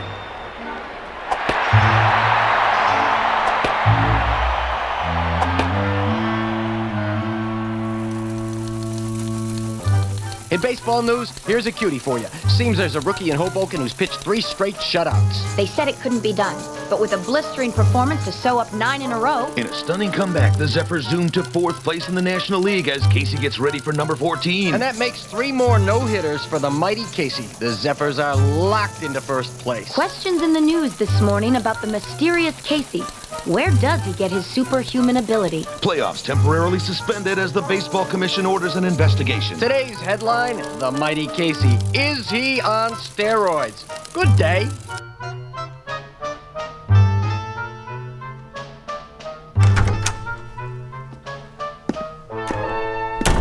All right, Casey, just relax. What do you mean? He's relaxed. Let's get this over with, Doc. I'm going to sit down in front of you and strike your knee with this little rubber hammer. Why? It's a test, Casey. Nothing to get shook about. You mean shaken? Here we go. Casey, watch where you're kicking. Well, I'd say his reflexes are 100%. That it, Doctor? Not quite, Mr. Beasley. Just let me check his pulse and do a blood test. Oh, no. What's the matter? If Casey doesn't pass his physical, there goes the pennant. There goes the series. There goes my career. But why are you worried? He doesn't take anything illegal, does he? Absolutely not. You may rely on it. Then... there's something I haven't told you, Beasley. What? Now to take your pulse. Hey, Doc, you really need to do that? Oh, a mere formality. He seems to be in A1 shape. Absolute perfection, if I do say so. Quiet for a moment, gentlemen, while I listen through the stethoscope. Oh, boy. Here it comes. Breathe, please. Once more. What's wrong? Nothing. Not a thing. Everything sounds fine. It's just that... Out with it. What? This man doesn't have a pulse. No heartbeat either. Try again. I already have. This man isn't alive. He can't be. That's pretty funny, Doc. Okay, go ahead and draw your blood sample. We gotta get Casey cleared for the rest of the season. I'm afraid that won't be possible. Why don't you wait out in the hall, Stillman? You're starting to get on my nerves. Nerves make up the neurological system in the human body. When a small electrical charge passes from one to another... Enough already. Mr. McGarry, it'll have to come out now. There's no way to avoid it, Doctor. What's this all about, Mouth? Beasley, you ain't gonna like this, but see, I didn't have a choice. It was Casey or nothing. Are you trying to put something over on me? Ah, what a pitcher he was. The only ball player I ever had on the team who didn't eat nothing. Not even a hot dog. Doctor. Is there a problem? I think you should know something before you go any further. Go ahead. Give it to him. Casey doesn't have any pulse or heartbeat because he doesn't have any heart. How's that? He's a robot. A what? You heard the man. A robot, or if you prefer, an android made from lifelike materials to resemble a human being. Are you sure? Oh, I should be. I built him. And he's been pitching for the Hoboken Zephyrs? Doctor, this is the first I've heard of it. Well, under the circumstances, I have no choice but to notify the baseball commissioner. Move over, Casey. I don't feel so good. Doc, you got anything for a splitting headache?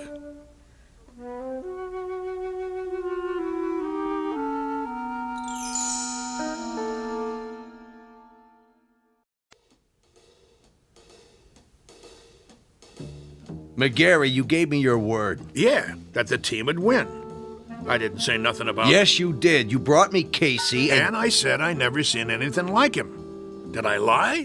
Not as such, but you can't run roughshod over the rules. I'm holding you in breach of contract. Me? What did I do? I got you a winner. Know how many tickets we sold? You never had such a season. All right. Knock it off, you two. I'm the commissioner, and I say he's suspended. That's final. On what grounds? He didn't take no illegal substances. He doesn't have to. Everything about him is illegal, from the top of his head to the cleats on his shoes. He's a machine. So? Article 6, Section 2 of the baseball code, I quote, "A team should consist of 9 men." End quote. Men, understand? Not robots, or vacuum cleaners, or mix masters. Commissioner, perhaps there's another way of looking at this. For all intents and purposes, he is human. Casey, would you mind saying a few words? Tell us about yourself. Where should I begin? At the beginning, of course. Yeah, where was he born? All men are born, not to assemble in a machine shop. Go ahead, Casey. What state? I was born in a state of ignorance. There you go. My point exactly. Well, he can talk, can't he? He talks as good as me. That means he's got to be alive. I wouldn't count on it. But he is not human. Easy for you to say. How human do you want him? He's got arms, legs, a face. And ears. But no heart. He doesn't even own one. How can he be human without a heart? Beasley don't have a heart either. He owns 40% of the ball club. That's it, gentlemen. He doesn't have a heart. Ergo, he isn't human. And that's a violation of the baseball code. Therefore, he doesn't play. Mr. Commissioner, suppose this, just for the sake of argument. Supposing I gave him a heart. You gave him? Where will you get one? At the local parts store? Hear me out. If that essential is the only thing that renders him different from the norm, I could try an operation. I think I could do it. In fact, I'm sure I could. Supply him with a self-contained mechanical heart, that is. Now you're talking, Prof. How about that, huh? What do you say? Well, it would be very irregular. If he were to be given a heart, would medical science classify him as... what I mean is, could he then be called a... He had the doc fooled even without one. All right. With a heart, I'll give him a temporary okay until the league meeting in October. Then we'll have to take it up in session. The other teams will scream bloody murder.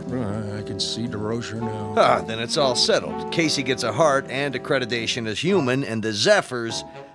Take it, Mouthy. With pleasure. Hoboken wins the pennant for the first time in 23 years.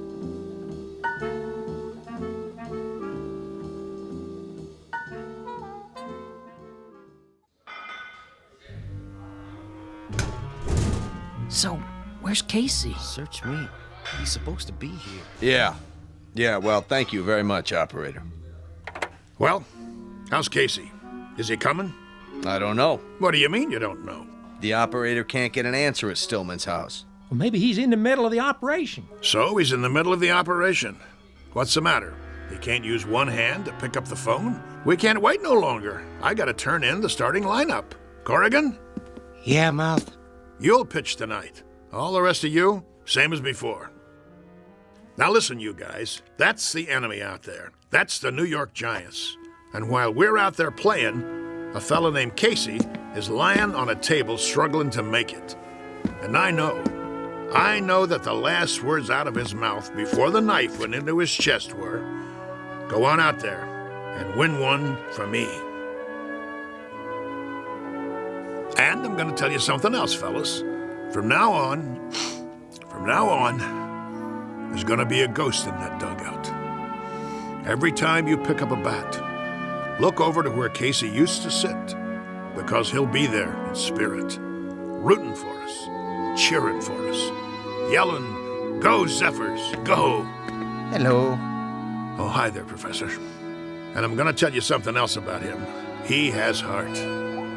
Not a real heart, maybe, but that guy who's lying there with a great big hole in his chest, he...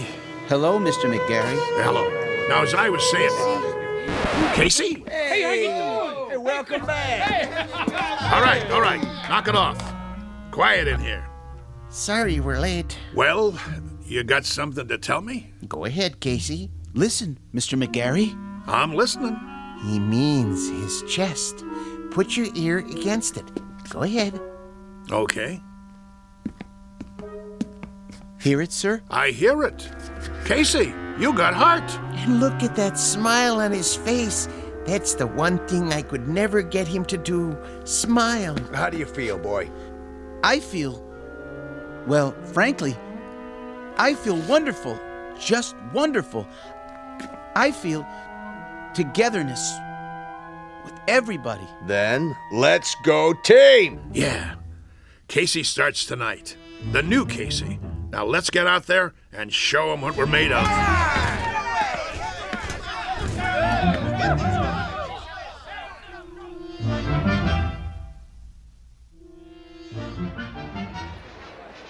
Here, get your red hot. Ladies and gentlemen, boys and girls, this is what we've all been waiting for, the big one. Oh, there's joy in Hoboken tonight, let me tell you. I wouldn't miss this one for the world. One of the greatest comeback streaks in history. Casey takes the pitcher's mound. The umpire signals the start of the game. Casey winds up. He throws. And it's a high fly over the wall and out of the park. That's a home run for the Giants. What a way to start the game. Well, that'll be a big one on the scoreboard. What's he doing? Cool it, guys. Casey's just playing with him. Making it more exciting. Know what I mean? If you say so, Mouth. Another run for the Giants. Now it's 3-0. What's wrong with the mighty Casey? That's what fans want to know.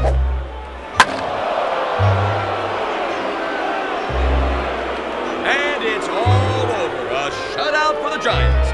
Looks like Casey's streak is history.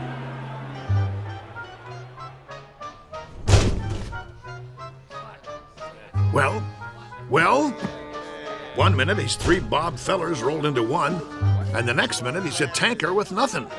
You want to tell me what's going on? It's rather complicated. Then you tell me, Casey. Start by explaining how one pitcher can throw 9 balls and give up 4 singles, 2 doubles, a triple, and 2 home runs. I don't know what to say, Mr. McGarry. Shall I tell him? Tell me what? It's because Casey has a heart now. So? He has heart. Big deal. The thing is, Mr. McGarry, I just couldn't strike out those poor fellows. I didn't have it in me to do that, to hurt their feelings. He felt compassion. What? That's what he's got now. Compassion. See that smile on his face? Give an individual a heart, Mr. McGarry. Particularly someone like Casey, who hasn't been around long enough to understand things like competitiveness or drive or ego. And it's bound to happen. Oh, my aching back. I'm sorry, Mr. McGarry. I just couldn't hurt their careers. Professor Stillman thinks I should go into social work. I'd like to help people. That's what happens to you. Should I tell you what happens to me? I get shipped off to a baseball farm system that consists of 1 silo and a McCormick Reaper. The only thing we get come spring is a wheat crop. Right now, I'm gonna go have me a drink. Oh, Mr. McGarry. What do you want? I was wondering if I might come with you. What for? Do you mind, Casey? Oh, don't worry about me, sir. You go ahead. Good. Now, Mr. McGarry, I've been doing some thinking. About what?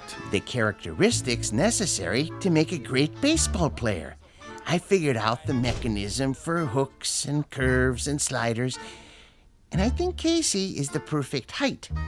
But when it comes to temperament, motivation, attitude, that sort of thing, there may be a better way. Such as? I might be persuaded to build another model, new and improved, who would work out even better.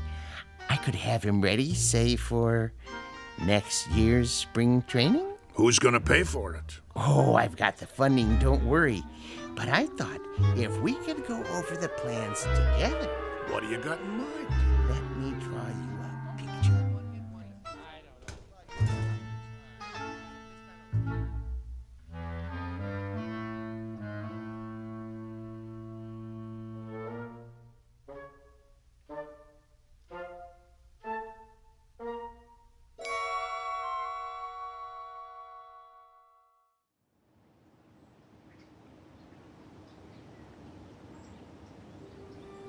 Jeez, that's a heck of a story. Yep. Of course, it didn't work out. The professor didn't have the money, and he wanted certain, well, perks that old man Beasley wouldn't agree to. So it fell apart after that. But for a few weeks there, a bright, shining time it was. We didn't just have heart, we had hope. How do you know so much, Mr. Corrigan? Because I used to play with him when there still was a team called the Zephyrs. No kidding. Come on, we better get back to work. You finish your lunch? Yeah. Then let's go. They're gonna flatten this place to the ground tomorrow. We gotta get it marked off. I guess so.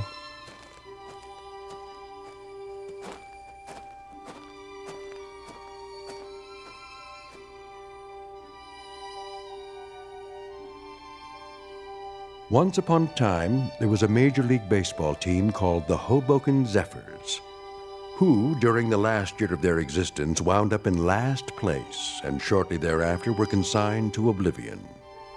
There is a rumor, unsubstantiated of course, that a manager named McGarry took some of them to the West Coast and wound up with a pennant and a World's Championship not long after. This newly revised team had a pretty fair lineup of pitchers with names like Drysdale, Koufax, and Sherry, or so the story goes. So if you're interested in where any of those now famous gentlemen really came from, here's a tip. Just check under B for baseball in the Twilight Zone.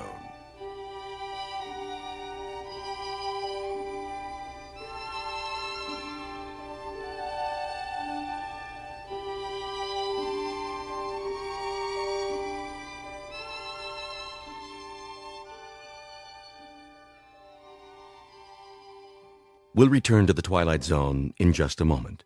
You are about to enter another dimension, a dimension not only of sight and sound, but of mind, a journey into a wondrous land of imagination. Next stop, the Twilight Zone. Hi, this is Stacy Keach. I'd like to take a moment to tell you about our Twilight Zone website at twilightzoneradio.com. At twilightzoneradio.com, you'll find the latest information on these Twilight Zone radio dramas, including behind-the-scenes photographs, plus the newest product releases, trivia contests, ways to contact us, other Twilight Zone-related info and merchandise, plus links to other fascinating websites. So make your next stop twilightzoneradio.com.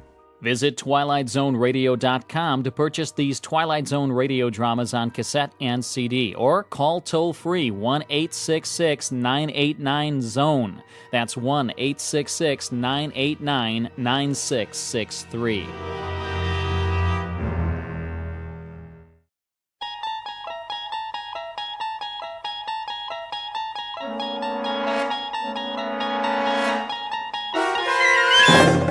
You unlock this door with the key of imagination. Beyond it is another dimension, a dimension of sound, a dimension of sight, a dimension of mind. You're moving into a land of both shadow and substance, of things and ideas. You've just crossed over into the Twilight Zone.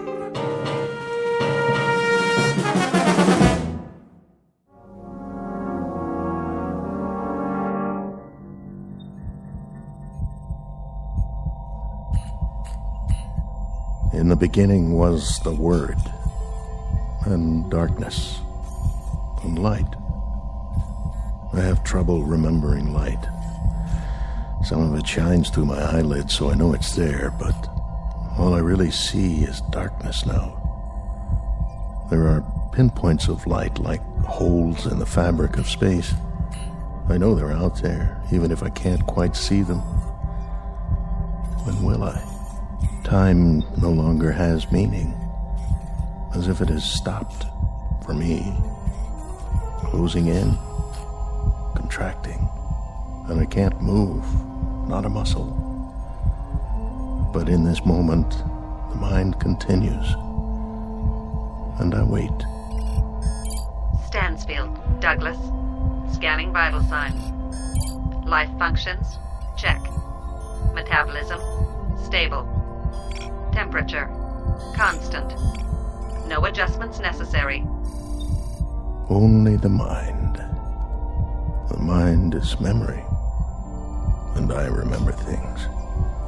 They remain through it all. There is more than just darkness, the void.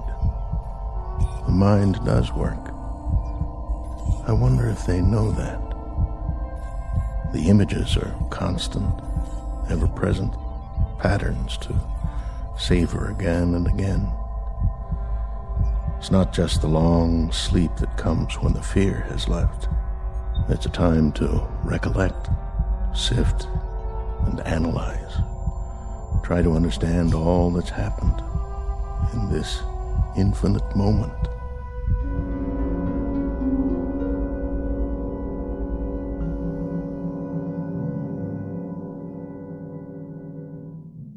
It may be said with a degree of assurance that not everything is as it appears. Case in point, the scene you're witnessing. You are not in a hospital. You are in the belly of a spaceship. It is currently en route to another galaxy located at an incredible distance from the Earth. This is the crux of our story, the truth behind the mystery flight into deep space. For here, distances are so vast that they are marked in light years instead of miles, while a man's life ticks by in the blink of an eye.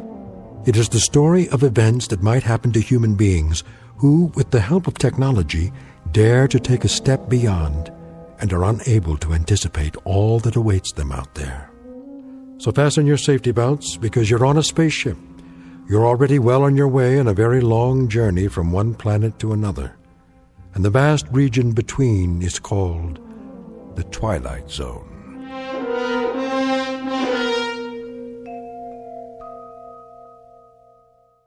And now, The Twilight Zone and our story, The Long Morrow, starring Kathy Garver with Stacy Keach as your narrator.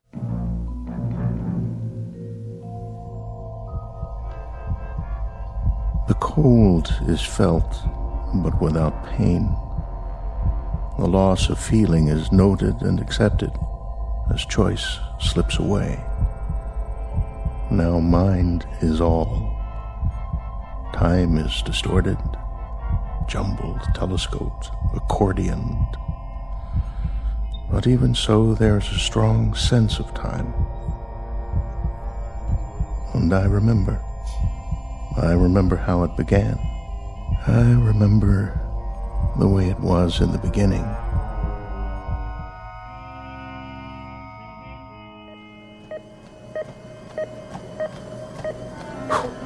How am I doing? Heart rate 84, 88, 90, and holding. Speed 5 miles an hour. That's excellent, Commander. Let's see how long I can sustain it. That's enough treadmill. I can keep going for as long as you want. We know you can. Give it a rest, Commander. You're not a hamster in a cage. I can beat any hamster you've got. I'll bet. We prefer rabbits, though. Why don't you shower up and grab some lunch? What's the schedule this afternoon? Just some blood tests. Again?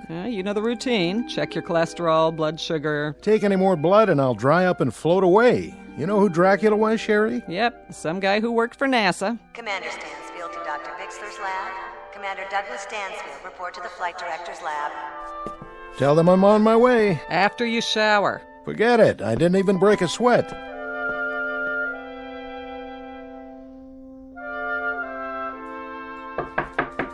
Come in. Dr. Bixler? Hello, Commander. Glad to meet you, if somewhat belatedly. Please make yourself comfortable. Oh, thanks. A figure of speech, in the sense that there's no need to stand on ceremony. I'm sorry there are no comfortable chairs here. Oh, that's all right. I'd just as soon stand. Even after this morning's workout. But, of course, your cardiovascular rating is superb. So, this is where the commandments come from. Commandments? Mission directives. I've heard much of you, the mysterious Dr. Bixler. And I of you. and that's the reason you're here. I was wondering. I guess this all seems faintly ridiculous to you, the hush-hush aspect. Well, all NASA's projects are secret during the planning stages, but I've been here 6 months now. In the past, I knew what I was training for. Is there a reason I've been kept in the dark so long? Perhaps so you wouldn't hand in your resignation. Not likely. I knew what I signed on for when I joined the agency. You knew some of it, what we've done up to now. I take it on faith. It's work I believe in, ever since I was a boy. You've been with us for 11 years. Is that a question, sir? More along the lines of an observation. Should you not have realized it, you've been the object of considerable observation over the past several months. I'm well aware of that, but if I may say so, I've never been the subject of so many tests. Not just physical, but psychological. There are reasons, Commander, rather good reasons. What is it you have in mind for me? Or is that still hush-hush? This one is not official yet, or it wasn't until we knew we had the right man for the job. It's not part of the budget we submitted to Congress, but I think we're about ready for a formal announcement. Of what? You've made 11 separate orbital flights. That's right. You orbited the moon, commanded a lunar landing, you're oldest of the astronauts, and you're also the most experienced and the most knowledgeable. I don't know about that. I do. Certainly if we count those who are still active. May I ask you a personal question? Why? You already know everything about me. Not quite. Why did you never marry? Well, that's easy. I never found someone who could put up with me. The months spent in training for a mission, the flight time, there's no woman in the world who could live with that. No, I suppose not. Though several of your fellow astronauts have families. They lucked out. I guess I just never met the right one. You dated in college. You were even engaged once. For about 15 minutes. Once she found out the way I live, on call, at a moment's notice, well, you might say she came to her senses. Very fortunately for her.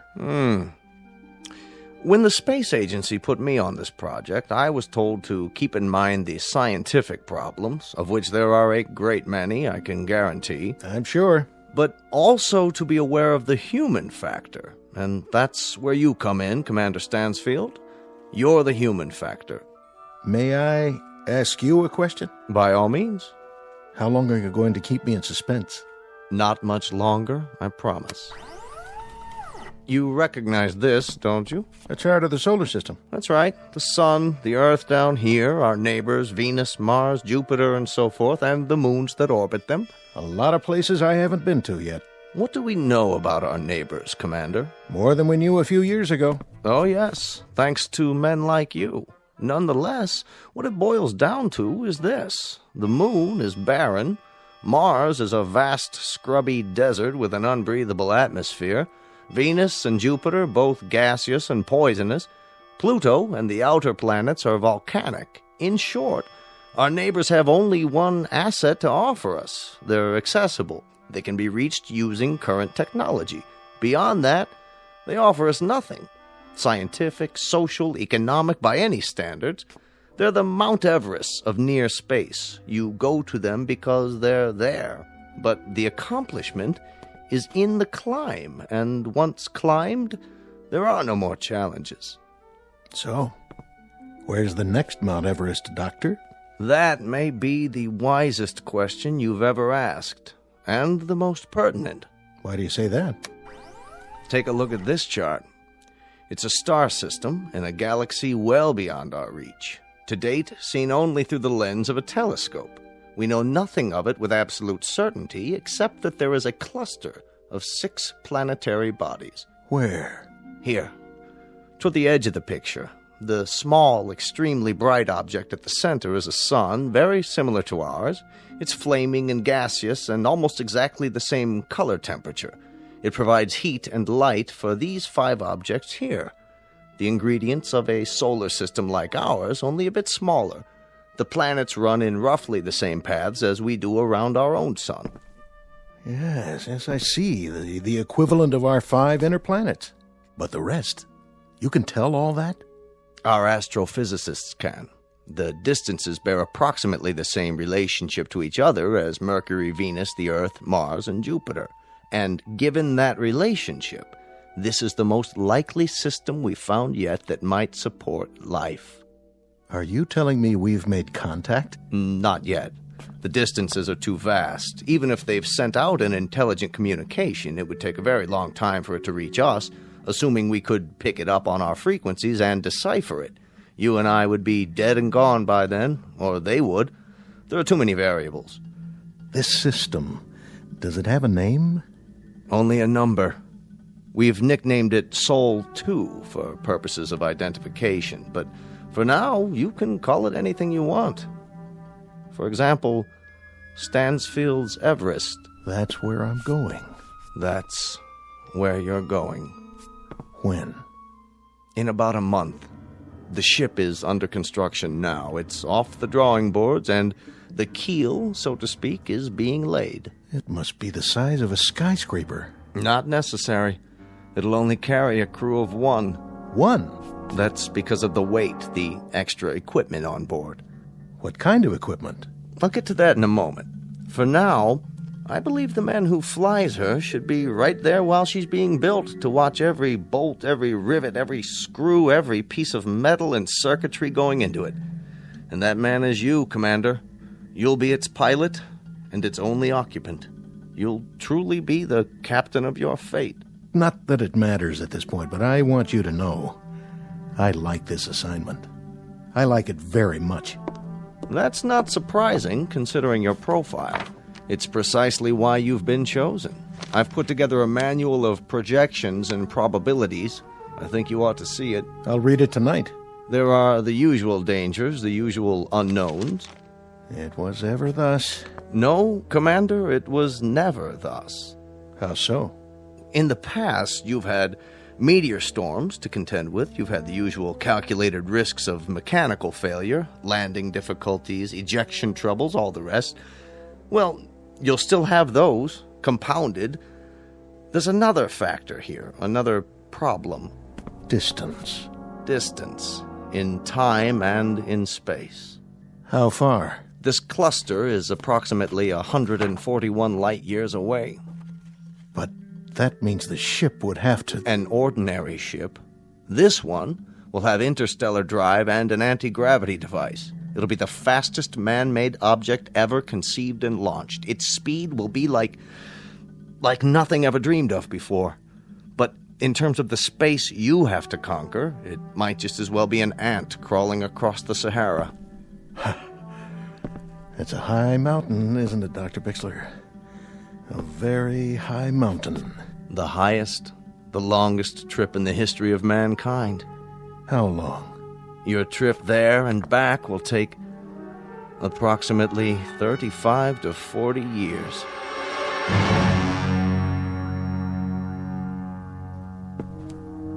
Well, at least it's a round trip.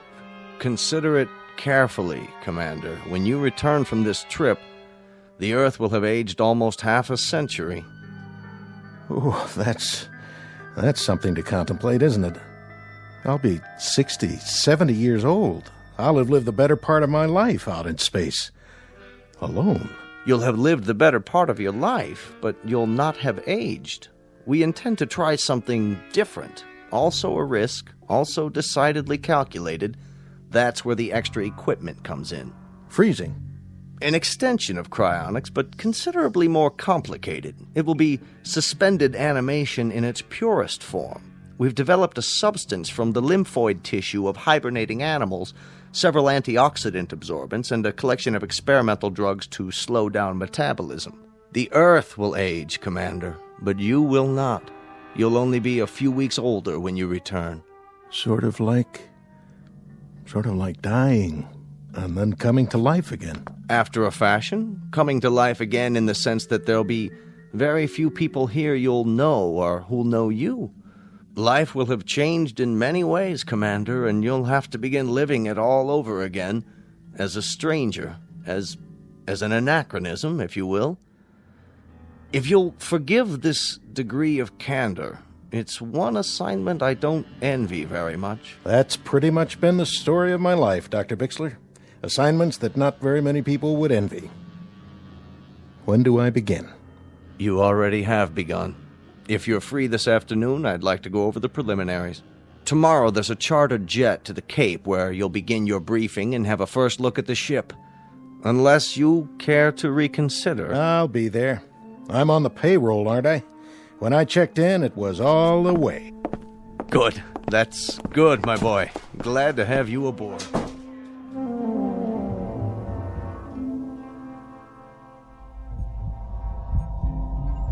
And so it began.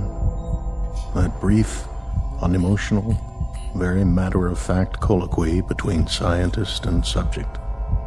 A small cast of 2 characters. That was the way it should have been.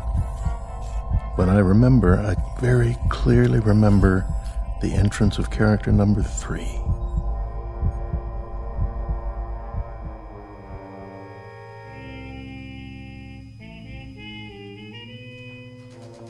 Will Communications Team B8. Communications Team B8, report to Central Control. B8 to Central Control.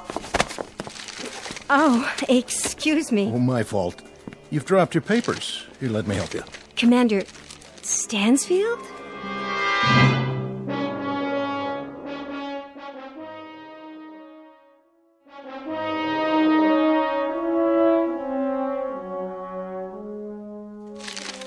Excuse me for staring, but I see your ID badge. Why, you're the one. I don't know whether to thank you for that or report you for insubordination. Forgive me. We've been hearing Stansfield for close to a year. I was beginning to think that you weren't real. Let me give you a hand. A friend in need. That's my job. Picking up papers? Oh, that's my new assignment. Morale officer. I follow people around who look stricken. Do I look stricken? Momentarily nonplussed. I don't think we've met. No, we haven't. That's what I was saying. You stationed permanently here? I'm with NASA on detached duty. I've always wanted to meet you. And I you. Oh, now, that I don't believe. It's true. I've got ESP. A long time ago, I woke up and an inner voice told me, with some intensity, that I'd meet a woman with a stricken look who drops papers in corridors. Did your ESP give you the name? Let's see. It's coming to me. The first letter is an S. Sandra. Sandra Horn. How did you... Oh, of course, my name badge. I didn't look at it, I swear. Sure you didn't. Very subtle. It's been an honor meeting you. Strange. What is? Nothing. Tell me. It's not a line, I promise, but I do feel I've known you. I know. There was a little girl in 4th grade. She sat in front of me. I used to stick pencils in her red hair. Tell me the truth. That was you, wasn't it? I went to an all-girls school. Oh. I don't suppose... Yes? I don't suppose the National Space Agency could do without your services for, say, a couple of hours this evening. Long enough for a dinner? I think, despite the fact that I'm invaluable and the whole space program rests on my shoulders, a 2 or 3 hour period might be carved out. I'm in the book, Commander. Please phone me. I won't phone. I'll pick you up. What kind of food do you like? Any kind, partial to beef, also seafood, no shellfish though. Chinese, Italian, you name it. I'll plan the itinerary and the menu. See you at 8. Arrivederci, lady from the Space Agency. 8 o'clock then, astronaut. Arrivederci to you too.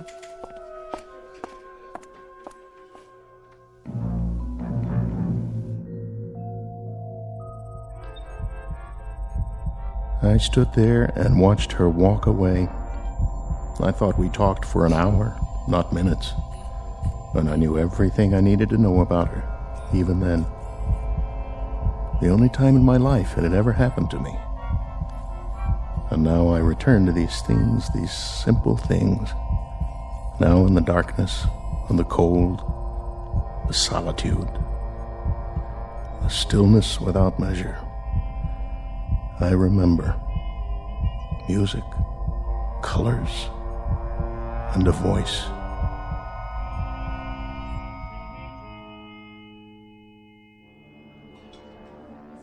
How did you like the meal? The food. Food. Oh, it was wonderful, truly. But you've hardly touched it. Oh, yes, I have. I mean, I had a late lunch. I guess I'm not as hungry as I thought. Well, look at you. You haven't cleaned your plate either, mister. Oh, I was thinking. About what? Do you dance?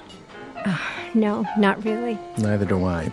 Never learned how. Oh, come on. I missed all the dances at school, even the prom. I don't believe that for 1 minute. Would I lie to you?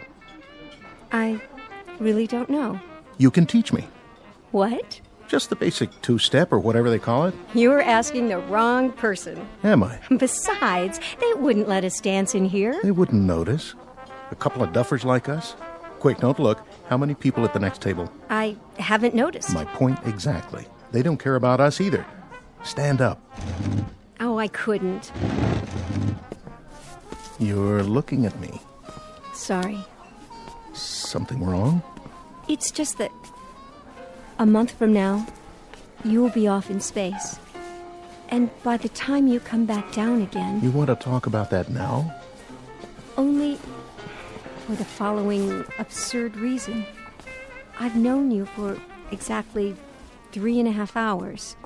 Is that all it's been? That's all. 3.5 hours. A long dinner and a short dance. And already... Already what, Sandy? Already, I feel a sense of loss.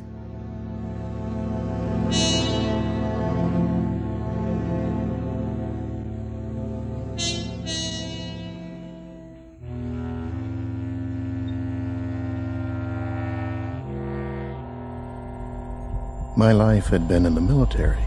Always first aircraft, then space vehicles. And it had been missions, projects, and expeditions. There was no time for another kind of life. Intrusions that took the form of a face, a voice. A short month lived by a man and a woman drawing closer and closer together, and finally becoming a part of one another. There's so little time for such a thing, for such a small thing. And then what time we had ran out and slipped away.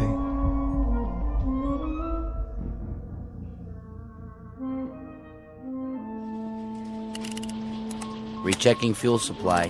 Fuel supply? Check. Testing rockets. Mark it from 5. Mark. 5, 4, 3, 2, 1. Calibrate fuel consumption. Fuel flow at 0.25 and holding. Check and double check. All systems go. T-minus 120.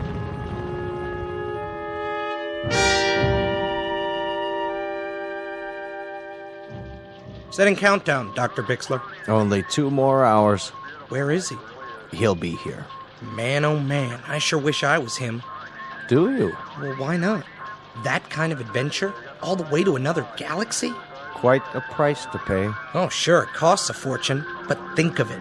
One man in the whole of history going out into space with a key, you could say. A key to unlock all the mysteries. I'm beginning to think that not all mysteries are out there. One man.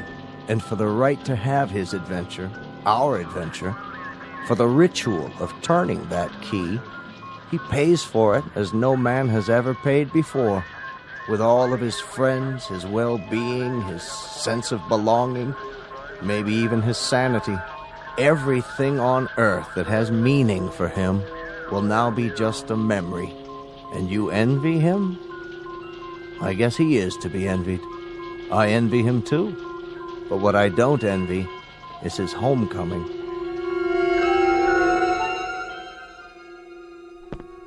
Sandy? Hello, Doug. I thought we agreed. I know, but I had to see you. It only makes it harder.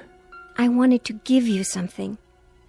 A small, unofficial gesture from one of the lesser bureaucrats of our good, gray, respectable government. Sandy. Unofficial, and very much apart from protocol. But I couldn't let you leave, Doug. Not without saying goodbye. Not without telling you that I loved you very much. That I shall sorely miss you. That my life, whatever is left of it, will be a strangely meaningless, dull, and empty place without you to share it. No. Shh. And this last paragraph. I wouldn't say this to you if I didn't know you were the kind of man you are. If I thought it would even remotely affect you, or at least what you plan to do. I wouldn't say any of this. But I know you. I know that you're built out of a very strong alloy, and you may bend a little, but you'll never break. It's a very odd thing, Sandy. Very odd. But when I come back, when I touch this ground again, I know the first thought I'll have. I know the first thing it is I'll want to see. The first thing I'll want to touch. I'll be the little old lady in the lace shawl, the one waving the welcome home sign. So look for me, Doug, will you?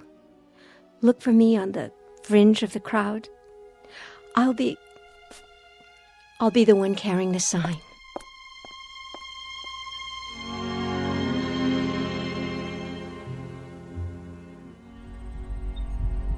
And how much we had become a part of one another, despite the circumstances of both our lives, despite everything rational. We let ourselves reach into that strange and mysterious sea within us called love, and then watch the ripples grow. Sandy, Sandy, where are you now? Sandy, across the void, my dearest, through the millions of miles of cold and empty space, through the vastness of a naked desert of sky and stars. I feel your warmth, and I love you. I love you, Sandy.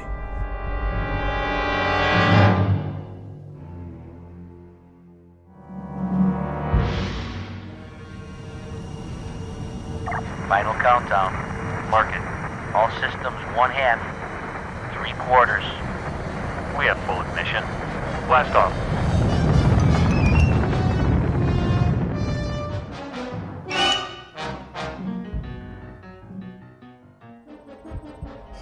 I move now. I streak across the heavens. I leave behind an earth that changes even now beyond my closed eyes. This, then, is the hero's journey. From a warm place of leaves and trees and summers full of dreaming to a cold orb hanging in a dark sky, and a place I do not know. To return one day with stories to tell my tribe on the rock they call home. I feel it growing smaller and smaller and smaller, and time passes inexorably and eternally, and I can do nothing about it. Nothing at all. Commander Stansfield, Douglas, scanning vital signs. Life functions, check. Metabolism, stable. Return mission, on course. Re-entering Earth's solar system. Prepare for approach. Initiate signal transmission. And now it ends where it began. Time without measure, reduced to a single point of light. I see it. The blue seas, wrapped in clouds, a flash of green showing through, where humankind sits on a rock and waits for the word from above. Or perhaps they do not wait. Perhaps they have forgotten. But I have not. I am he who waits like a rock. Earth, I feel you near me. As this comes in, so much loneliness will go anywhere. And something else, old and yet new, returns to fill the void. I feel you. I feel her. Mission Control. Mission Control. Come in.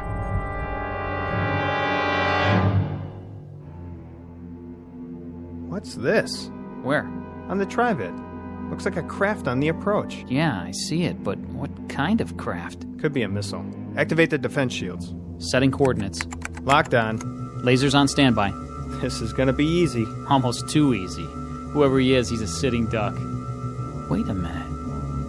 Look at the shape of that thing. Some kind of retro design. Hey, bring it up on the holoscreen. I can almost make out the numbers. Run a pattern recognition. That'll nail down the model and country of origin. Scanning for recognition.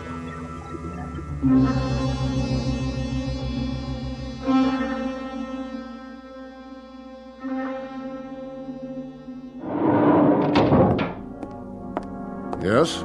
General Walters, spacecraft re-entry, sir. Satellite of origin? That's just it, sir. It wasn't launched from orbit. Then from where? Unknown. It's spiraling into the atmosphere. Spiraling? Patch me into visual. Yes, sir. Good Lord. What, sir? I've seen this one before. Running a configuration ID, it's definitely one of ours. By the markings, it's a ship called... The Sol 2. The prototype is at the Smithsonian, commanded by... I've got the stats. Somebody named Stansfield. Douglas Stansfield. Yeah, this is a real odd one, sir. Date of departure was 40 years ago. 41 to be exact. You're not going to believe this, but he was a hero of mine when I was a boy. Send in Vogler. Tell him to search everything we've got in the files. Right away, sir. It's downloading now, General. Who is he, anyway? One of the pioneers. Been in space several decades. Really? Presumed lost a long time ago. Put it on the screen. Here's a report. He's been out of contact. This is the first communication we've had. The date, the log entries. He was tracked on radar when he left Earth space. But communications must have malfunctioned a few hours after he left the ionosphere. 41 years. And now they come back. Every month. Every year. They keep coming back. Like aging birds returning to a nest. For what? That's the question. They went off on missions that became obsolete almost the moment they were out of sight. To blaze trails we've already charted by now. To bring back discoveries that aren't discoveries anymore. And still, they keep coming back. Burnt. Dented. Aged. And they keep coming back. Look at this. What? The footnote. This is a funny one. Let me see. There's an item inserted from a man named Bixler. Bixler? As I recall, he was one of the project people years and years ago. He probably handled the Stansfield mission. It says we're to contact a Miss Sandra Horn. Who's that? Sandra Horn. A friend of Commander Stansfield.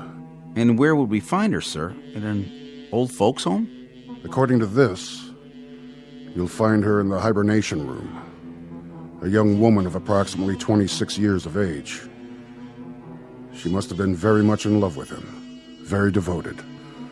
A devotion without precedent. Say a prayer, son. A prayer, sir? That we find her alive. General Walters? Miss Horn, you look very well. Do I?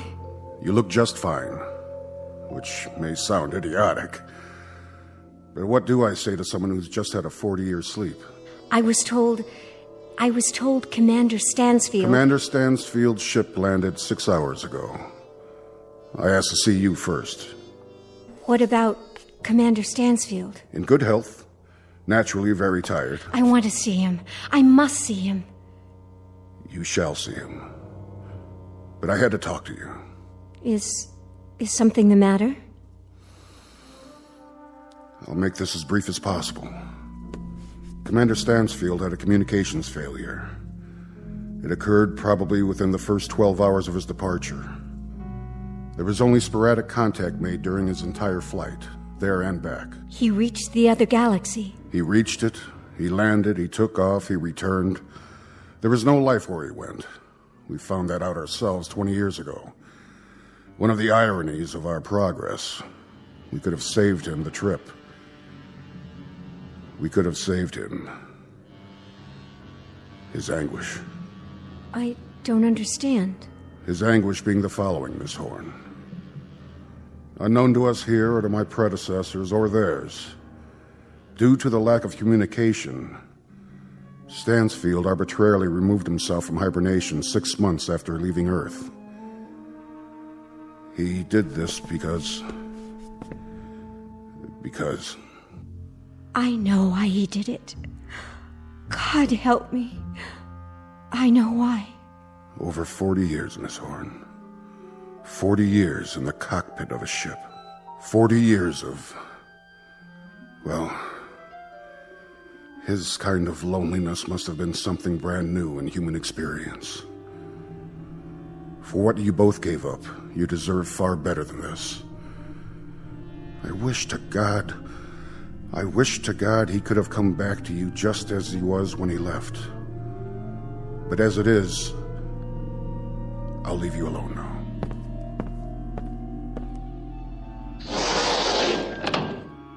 Doug? Dear Doug. You remember me, don't you? Remember you? I've spent 40 years remembering you, Sandy. I've spent 40 years painting your picture inside my head, remembering your voice, thinking about your touch. I've spent 40 years surviving for you. But it looks like I made a miscalculation. An error of judgment, you might say, with the best of intentions. And now... Doug, it can still be that way. What you are, what I am, it doesn't make any difference. Oh, I'm afraid it makes a difference, Sandy. Look at you. 40 years of difference. And that's far too much. I'm sorry. I'm so desperately sorry. I know, my dear. I had a lot of years to ponder the possibilities. But I didn't consider this one. Years that I didn't think would ever pass. Years that I sometimes wished wouldn't pass. Oh, Doug. You're as beautiful as ever. Very beautiful. Don't waste it. Go away now, Sandy. You must. Please. Go home and pick up the pieces of the rest of your life. Go. If that's what you want. It's what I want. Goodbye, my love.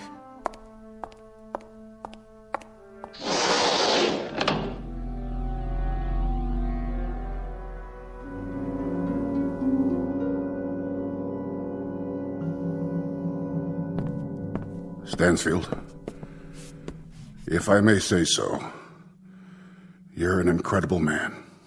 Really, quite an incredible man. It may be the one distinction I can point to in my entire life. That I knew you. That I knew a man who placed such a premium on love. Truly, truly, Stansfield. Quite a distinction. Goodbye, General.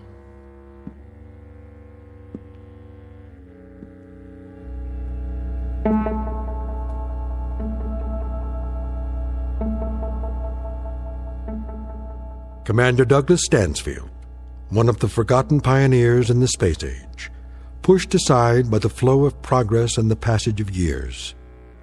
Our tale of irony and the ionosphere and the ferocious travesty of fate that could only happen in the Twilight Zone.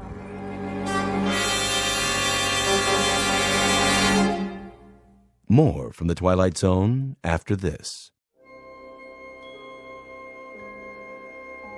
Hi, this is Carl Amari, producer of the Twilight Zone radio dramas. I'd like to take a moment to tell you about our official website at twilightzoneradio.com, where you'll get the latest news and information on these Twilight Zone radio dramas. Plus, at twilightzoneradio.com, you can digitally download 3 free episodes or any of our episodes for only $1.95 each. In this age of ever-changing technology, we've decided to make these episodes instantly available to you by making the Twilight Zone radio dramas a digital download-only series. This means that this series will no longer be offered on CD. The CD collections at our website are now being offered while supplies last at buy one, get one free. So be sure to get your favorites before they're sold out. Be sure to visit us often, and I'll see you in the zone.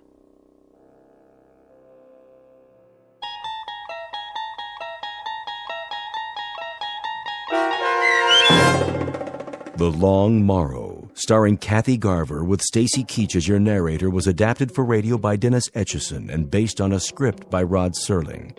Heard in the cast were Roderick Peoples, Christian Stolte, Rich Komanek, Jeff Lupetin, Meg Falcon, Heath Corson, Susan Hart, Carl Amari, Roger Wolski, and Vince Amari. To learn more about the Twilight Zone radio dramas and to obtain audio cassettes and CDs of these programs, visit our website at twilightzoneradio.com. The producers of The Twilight Zone wish to thank CBS Enterprises, Carol Serling, Dennis Etchison, Dick Brescia Associates, Claire Simon Casting, Terry Jennings, XM Satellite Radio, the American Forces Radio and Television Service, Sirius Satellite Radio, our sponsors, and our radio affiliates for helping make this series possible. This copyrighted radio series is produced and directed by Carl Amari and Roger Wolski for Falcon Picture Group. Doug James speaking.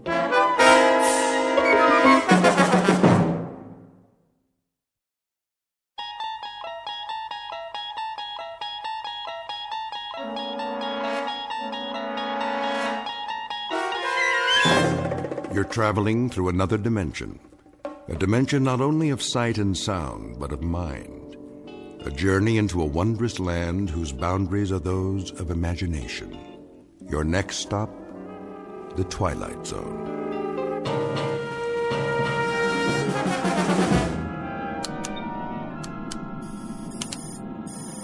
Boys. Oh, boys. Yeah, Ship. There's a planet up ahead. I think it's the one you've been looking for. I see it. Thanks, Marilyn. We'll take it from here. How's our course, Mr. Knopf? Bearing 0090, Commander. Gravitational field? 1.1, same mass as Earth. Almost. Good. We don't need to compensate. That'll save some power. All we have to do is slingshot in and follow the orbit for one revolution. This is the last planet on the list, right? Right. One more recon and it's back home. Commander. Yeah, Knopf. Think they're going to give us a parade? You mean up Fifth Avenue with ticker tape? Don't hold your breath. Why not? We've been in space longer than any other mission, right? Right, but this isn't a glamour job. We're strictly survey and reconnaissance. The guys who make Planetfall get the front page, you know that. Yeah, the pretty boys. The ones from Central Casting. So what's wrong with us? Are we that ugly? Well, I don't know about you, Knopf. I'm serious. I mean, we're in shape. I work out every wait period. I take all the food supplements. I even got a UV tan. Look at this profile. Pretty good, huh? Heads up. The planet's in sight. Got the cameras ready? Yeah. Shutters are all set. Spectroscope? Check. Biodetector? Check. Digital storage bank? Check and double check. Let's do it and get out of here. You know, maybe I'll get a satellite interview this time. What do you think? Or a collector's hologram. An action figure, at least. Ready for flyby. That's your mark. It's not like I want more money or anything. I mean, I'm not greedy. Set coordinates. I just want what's coming to me. A little respect. On one. On one, got it. I mean, 6 months in deep sleep for every mission. 3, 2, 1. That's the same as staying in bed while everybody else is doing things. Going places, having a life, in other words. 1. Set. Okay. Oh, good Lord, there's a meteor belt. That's not in the database. Fire retro rockets. We're going too fast. They'll stall out. Manual override. Now? That's in order. If you say so. Manual firing of retro rockets is not recommended at this speed. Severe damage may result. I'll say that again, boys. Manual override is not. We'll have to ride this out. No sweat, Commander. Those meteors are the size of fleas. We missed the orbit. Scuttle the flyby and get us out of here. Too late. Gravity field's got us. Then set her down or it'll tear us apart. Fire side retros. Did you know that firing retro rockets in a gravity field wastes energy? I really think you should wait to attain proper cruising speed. Boys, I'm not kidding about this. I'm feeling pretty shook up right now. Shut your mouth, computer. Retro's on. Turning. We have to set down now. Look for an open space. Looking, Commander, but we're losing altitude fast. Then go for the first clean landmass, you see. We're in a dive. Level her out. Tail gear down. I'm trying. Hard starboard. Harder. We're gonna burn out the bearings. 500. 400. 300. Turn. Turn! Landing at this angle is unsafe at any speed. Please apply your anti-vibration absorbers and abort your present course. I'm serious about this, boys. I really, really mean it. The fine for unsafe turns in planet space is just not cost-effective on this mission. Boys, can you hear me? The time is the space age, when interplanetary flights to collect scientific data are a matter of course. Except that in this instance, the data collectors made a miscalculation and flew too close to the planet in question. Below them is a barren landscape located millions of miles from Earth that unfortunately has little to recommend it for an extended stay. So the most pressing order of business is simply to repair the craft and head home. But as you might imagine, some things are easier said than done. The cast of characters in this little misadventure? You've just met them. William Fletcher, commander of the craft, his co-pilot Peter Knopf, and the voice of a computer with the unlikely name of Marilyn, whose job it is to make sure these flyboys get back home safe and sound. As to any other individuals who might inhabit this particular locale, well, you may never actually meet them face to face. But you can take it on faith that they're here just the same, as these two gentlemen will soon find out. Because we're about to partake of an unscheduled exploration into that gray shaded area in space and time known as the Twilight Zone. And now, The Twilight Zone and our story, The Little People, starring Daniel J. Travanti, with Stacy Keach as your narrator.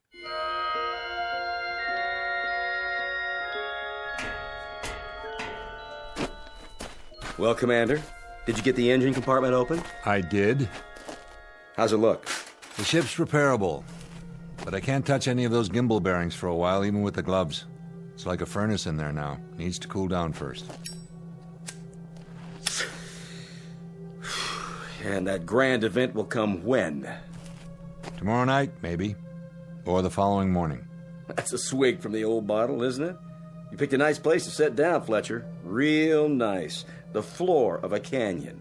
You must be some kind of 8-ball artist, because you snookered us but good. I took us to the first landmass that came up on the screen. The way I remember it, there wasn't much of a choice. And for the record, Knopf, I didn't pepper the side of that vehicle with pin-sized meteor holes. I also didn't foul up those rocket boosters. You think I did? I didn't say that. We can chalk it up to Mother Nature if you like. Or gremlins. All right. Just strikes me as kind of a dumbhead place to set down. The bottom of a canyon. The walls are a mile high, we can't climb out. The only way we're going anywhere is to blast off, if you can make those repairs in time.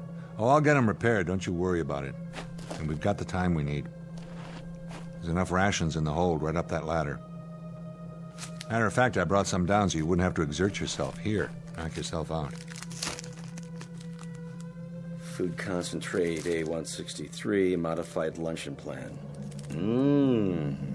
Kind of gets the old juices flowing, doesn't it? Yeah, there may come a moment in time when I'll enjoy this. But that time hasn't quite hit me yet. Wonder what we get for dinner. A pea-sized steak and a capsule of Tang? Better chow down now. If you don't, you won't have enough strength to do anything. Hold your socket wrenches for you mean? Look, if you don't want to get your little hands dirty... I'm eating it, all right? Oh, jeez, what is this stuff? Petrified wood? You know, there may come a moment in time when you'll lick a rock as if it were the drumstick of a Thanksgiving turkey. But for the time being, buddy, you'll eat what's prescribed to eat. And if you've got any deep-rooted complaints, enter them into the ship's ledger, for the record.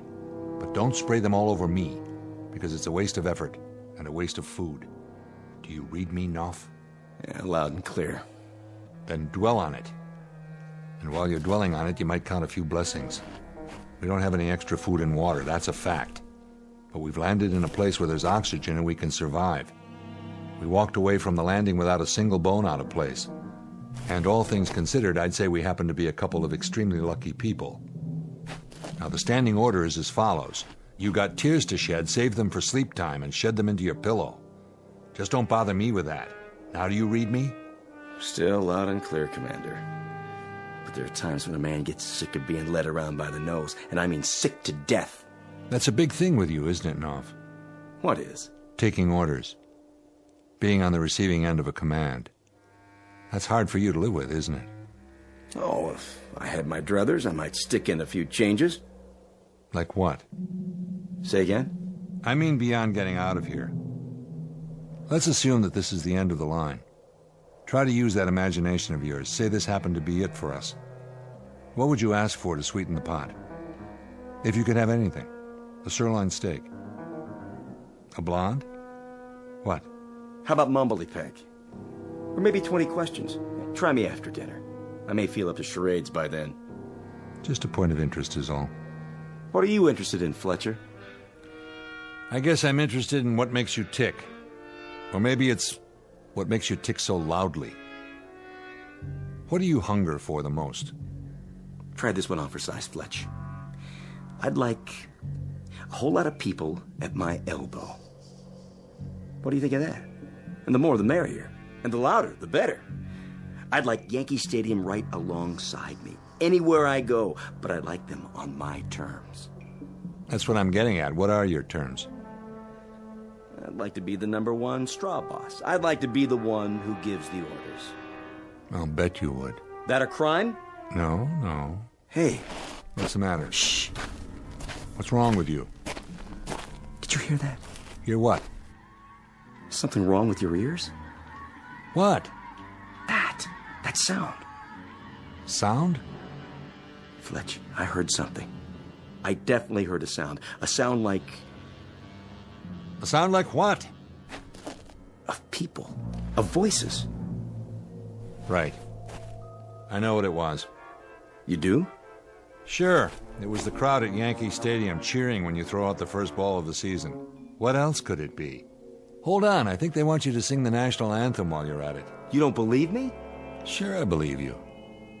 Of course, this planet is uninhabited, which you'd know if you'd bother to look at the database. I'm telling the truth, Fletch. So am I. Now, why don't you take a walk around and see if you can find us some water while I get to work on the ship? I've got an energy panel to fix before the sun goes down. Or should I say both suns?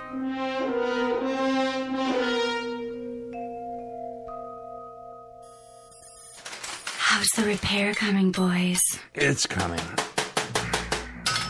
And it's just me, Ship. Where's Peter? Lord only knows. Off communing with nature or something. That's not very considerate. We need him if we want to get home. Wouldn't you agree, Commander? I can handle it, Ship. Well, it is hot in here, and frankly, I don't think you can tolerate the temperature as well as I can, Willie. Me? I'm doing fine. But you've got circuit boards that'll fry if they overheat. You want me to turn on the air conditioning? I don't think that's such a good idea, Commander. It would only use up more of our power. Then why don't you give it a rest? How's that, Willie? Shut yourself down so I can get my work done. Do my conversational skills displease you? No more than normal, but every word I say uses up 7 calories of my energy. Are you sure? I don't see that information in my databank. Take my word for it. Oh my. Then you've just wasted, let me see, 35? No. 102? No. 200? I can count, Ship. 28 more. I'd better switch to monitor mode before you collapse. It is odd, though, that your vital signs don't show any extra loss of energy. Nap time for you. Sweet dreams. Thanks, Willie. And don't call me Willie. Nobody calls me that. Nobody human. I'll make a note of that in my crew profile, Commander. And remember, if you need me, I'm always here for you. How could I forget? Don't let the bedbugs bite. Sorry? Forget it, Ship. Catch you later.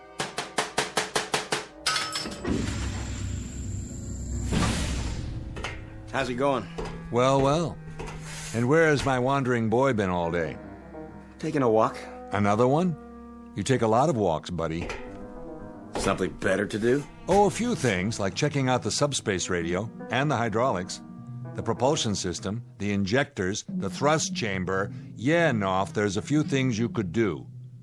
But no, you got more important places to be. Still hearing voices? Maybe. Guess I can't blame you. A few more days on this rock, I'll hear a few of my own. Find much out there? Not much. I could have told you that. I think it would be an exceptionally good idea if you started to work on those charts again. You sound like the computer. I need your cooperation is all. Offhand, I'd say we should be able to try it tomorrow, late afternoon. That is, if you can tear yourself away from your bird walks long enough to climb into the co-pilot seat again. Thanks. Don't mention it. Hot, isn't it? Tolerable. You some kind of a camel, Knopf? What do you mean? It just occurs to me, I haven't seen you take any water. I'm a straight whiskey man myself. Or hadn't you noticed? You're going to have to do better than that. What's going on? Repeat the question. You heard me. Your water hasn't been touched in 24 hours. You couldn't have found anything by any chance, like a mountain stream, and decided to hang on to it all by your lonesome, could you? Why don't you talk sense? Why don't you?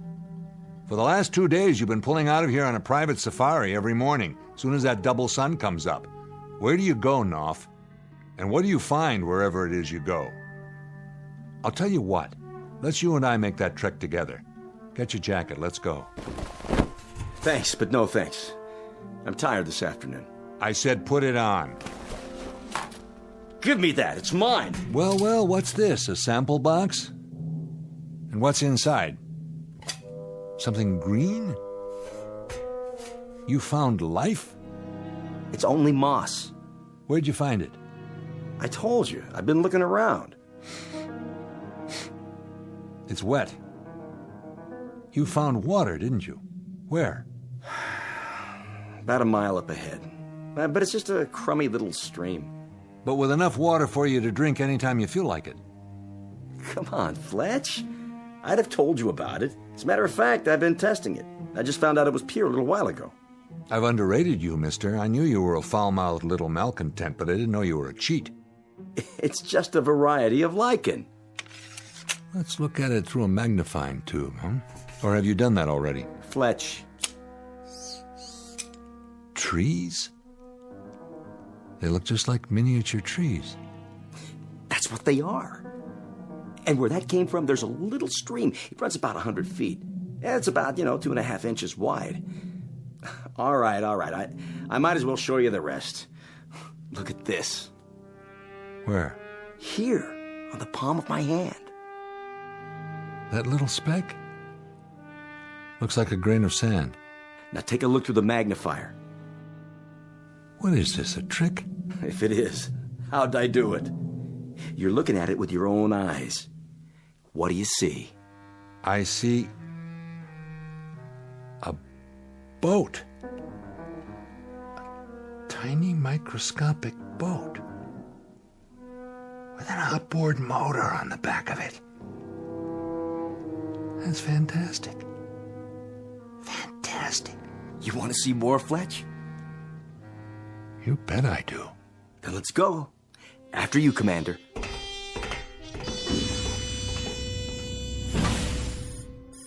Good afternoon, boys. Oh, I just had a good rest. How's that energy grid coming, Willie? I mean, William. Pete? Peter? Are you there? You mean you're not joining me for dinner? You know, boys, a word to the wise. It's not a good idea for you both to be away from the ship at the same time. If anything happened, where would that leave me? Boys? Boys? Don't you like me anymore?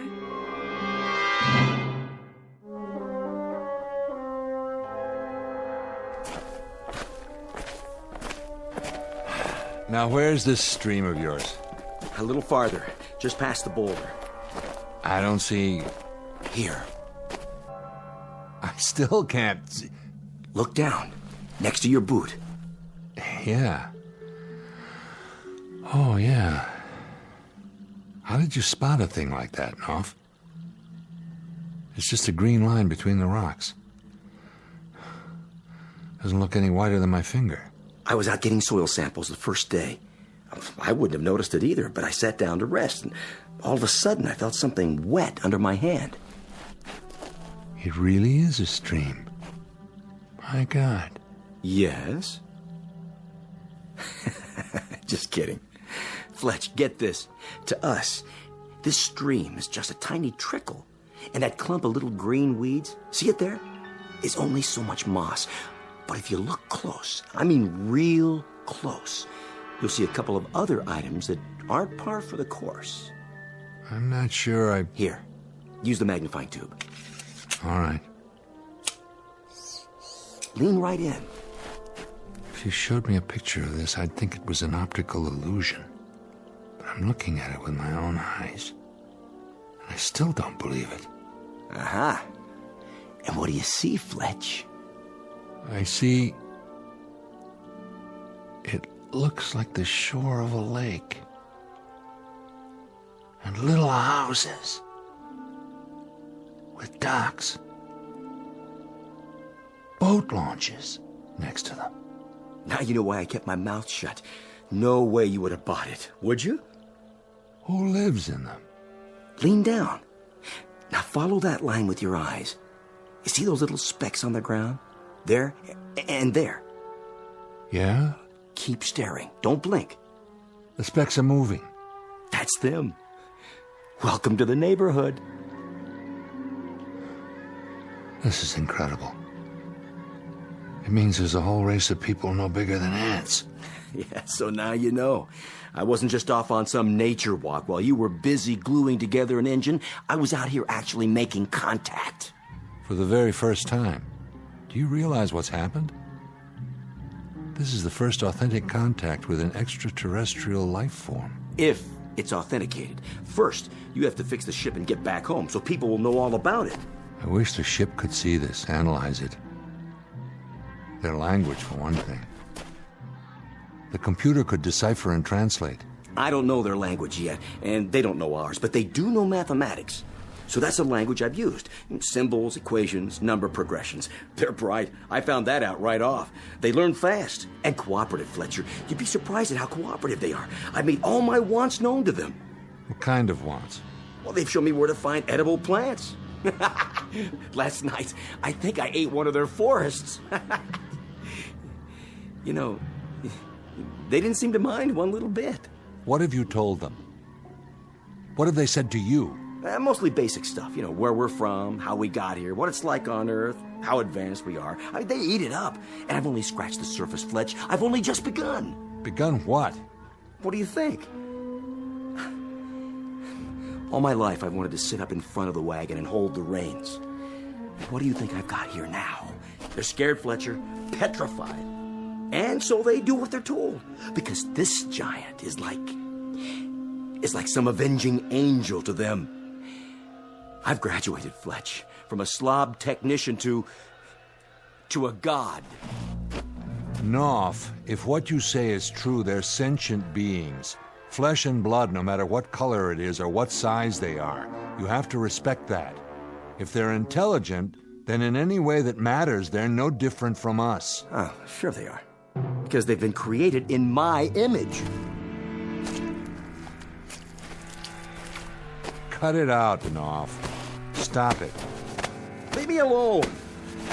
You said it yourself. To them, that's the Mississippi River, the whole Atlantic Ocean, for all we know. You can't stop a god. We'll see about that. Oh. Nice one, Fletch. You caught me good. A sucker punch. You're no god. That's not what you are at all. But the worst part of it is you probably just got them to start believing in the devil. Sorry. Listen to me. Can you hear me down there, whoever you are?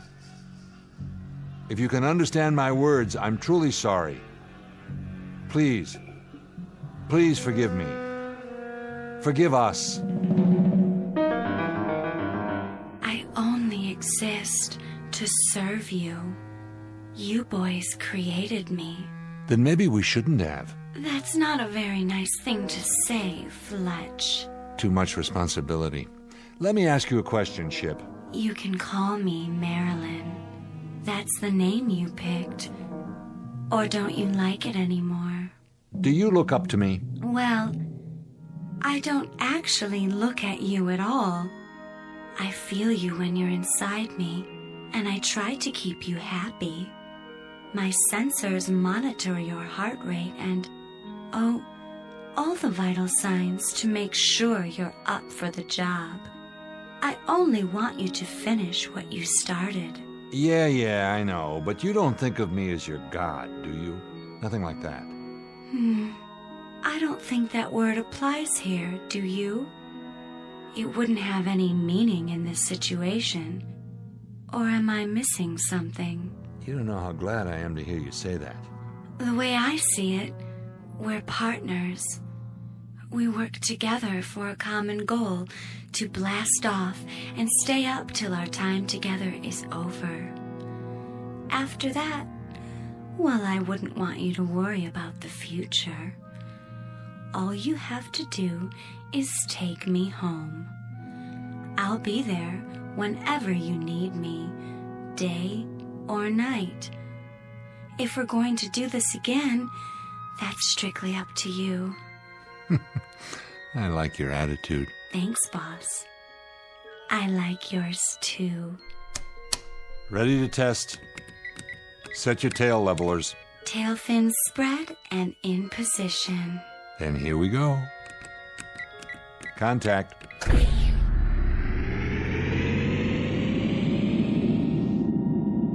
Yes. Oh, Commander, you did it with your own 2 hands. I think I'm ready. Pack your bags, sweetheart. We're out of here. Where's Peter? He wasn't around much at all last night. No? I think he's cheating on me. On the mission. I'll go find him. Tell him to hurry, will you? While I'm still warmed up. Knopf! Knopf! Hey, Knopf!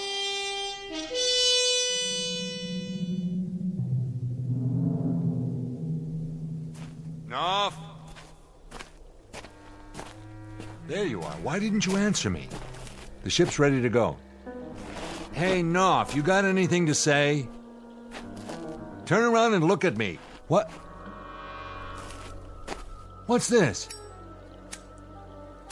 It's a statue. Life size of yours truly.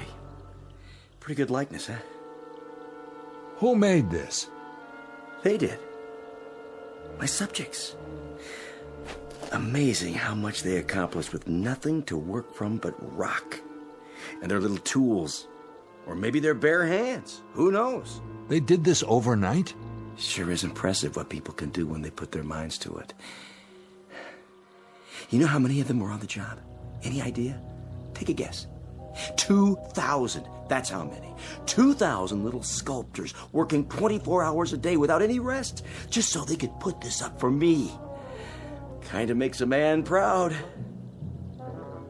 A statue of you.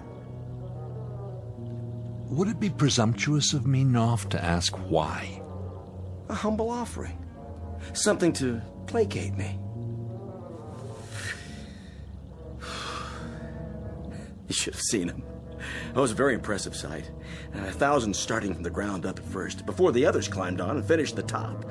Like the Egyptian slaves on the pyramids, or those Lilliputians with what was his name? Gulliver. Oh, it's a sight to remember. A sight to remember, Commander, believe me. And what do you give them in return? My beneficence. My smiling, selfless generosity. And my promise that I won't stamp my feet down on the middle of their town. At least not if I can help it. They've picked themselves a corker of a deity. If they only knew who they were breaking their backs for. Meaning what? Meaning that they're wasting their time worshipping a heartless slob, whose insides are made out of the same stuff they used for that statue. You better watch what you say to me from now on, Fletcher. A very good likeness, Mr. Knopf. But an hour from now, they'll break it down and sell it for junk. Why would they do that? Get your gear together. We're taking off. The orbital position's perfect. We'll start a countdown in 15 minutes. You really did fix the ship? That I did, all by my lonesome. And maybe 1,000 years from now, when your little friends realize how they got taken, that I'm the only guy who did them a favor and removed you from their lives permanently, maybe they'll build a statue of me. Pity they couldn't capture that look in your eyes. That cynical expression. It goes perfectly with a sick, scared little man who's suffering from delusions of grandeur. Let's go, buddy. We don't have much time. Put the gun away. You'll have to navigate on your own this time. I said put it away, Knopf. After I see you climb aboard that ship and take off, that's when I'll put the gun away. Sick, yeah. Until now, I didn't realize just how sick you are. You've only got about 12 minutes, Commander. Now, you can waste that time psychoanalyzing me. Or you can play it smart, get on that ship, and head for home. Why, Knopf? Reason this one out, will you? Will you make an effort and reason this one out? You'll play make-believe for, another 48 hours, and then you're gonna crack wide open. You'll have 1,000,000 little microbes honoring you with torchlight parades, but you're still going to die of loneliness. Come on, Knopf, put the gun away and come with me. Did you hear what I said? I ordered you to put that... You're even a lousy shot. So what? Plenty more where that came from.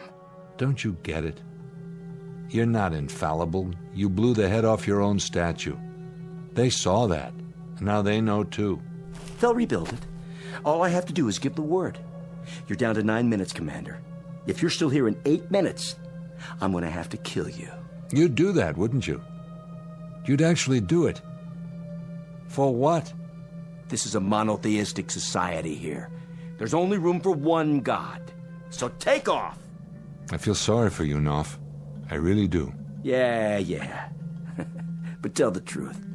Don't you wish you could be me? Bye now. Hope you and Marilyn live happily ever after. No, it's more than that. I feel pity. You make me sick to my stomach.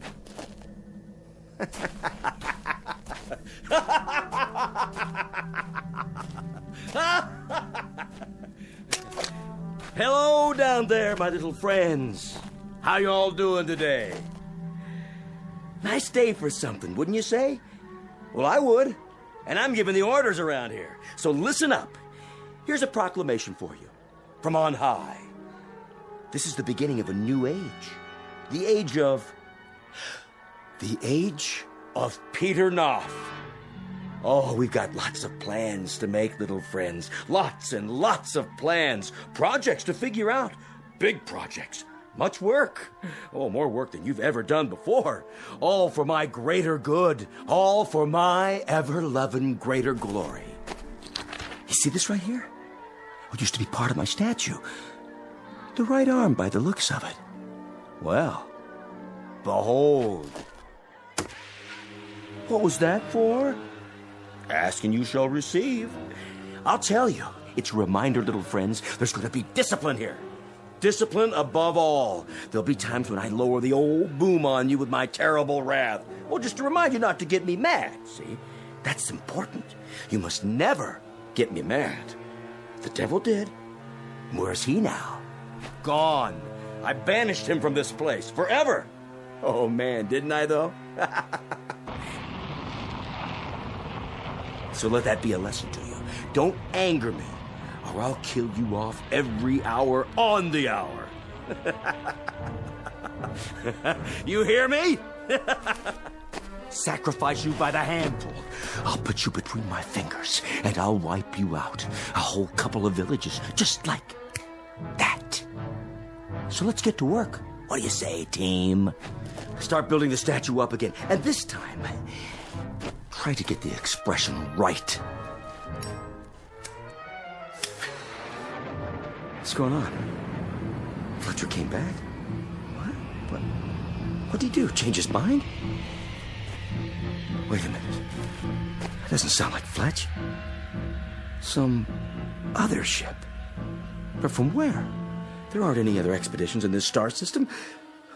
Unless it's not from Earth. But if it's not from Earth, where's it from? All right, knock it off. Everybody keep quiet for just a minute. It's just a ship, that's all it is. They'll take one look around and they'll say that there's nothing here and they'll go away. So keep quiet, you understand? If you keep quiet, it'll leave. Shh. I'm gonna try to get a peek at him. Yeah, over there, see? I was right. It's just a ship. But look at the size of it. It's like a mountain. I told you to stay in one place. Did you hear me? I told you. Hide. Got to hide. Go away. Go. You can't stay here. I told you to go away. Don't you understand? I'm the god here. I'm the god. No. No. Put me down.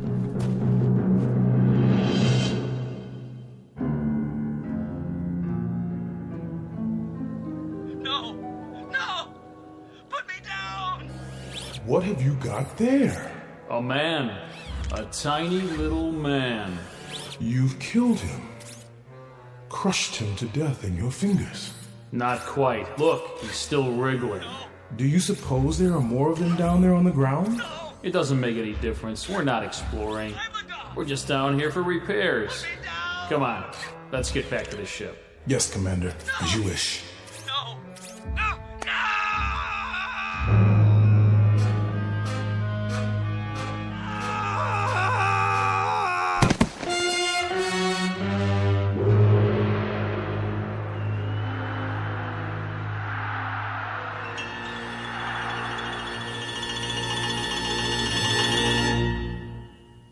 The case of navigator Peter Knopf, the victim of an unfortunate delusion. In this case, the dream dies a little harder than the man.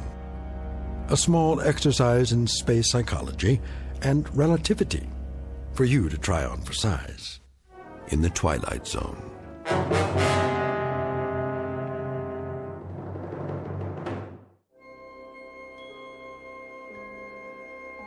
Hi, this is Carl Amari, producer of the Twilight Zone radio dramas. I'd like to take a moment to tell you about our official website at twilightzoneradio.com. where you'll get the latest news and information on these Twilight Zone radio dramas. Plus, at twilightzoneradio.com, you can digitally download 3 free episodes or any of our episodes for only $1.95 each. In this age of ever-changing technology, we've decided to make these episodes instantly available to you by making the Twilight Zone radio dramas a digital download-only series. This means that this series will no longer be offered on CD. The CD collections at our website are now being offered while supplies last at buy one, get one free. So be sure to get your favorites before they're sold out. Be sure to visit us often, and I'll see you in the zone.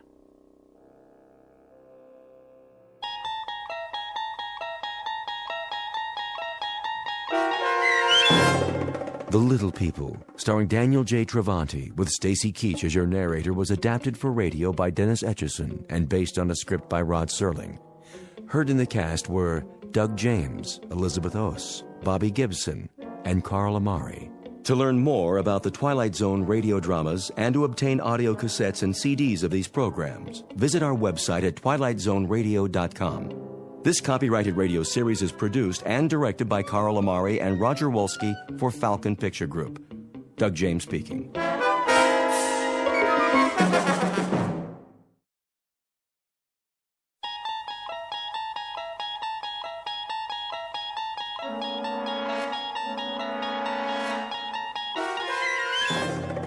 You unlock this door with the key of imagination. Beyond it is another dimension. A dimension of sound, a dimension of sight, a dimension of mind. You're moving into a land of both shadow and substance, of things and ideas.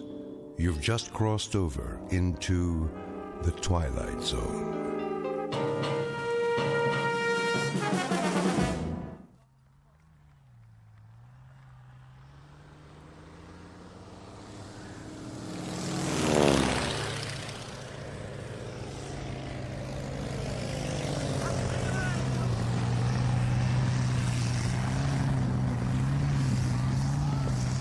Here we are then, all in.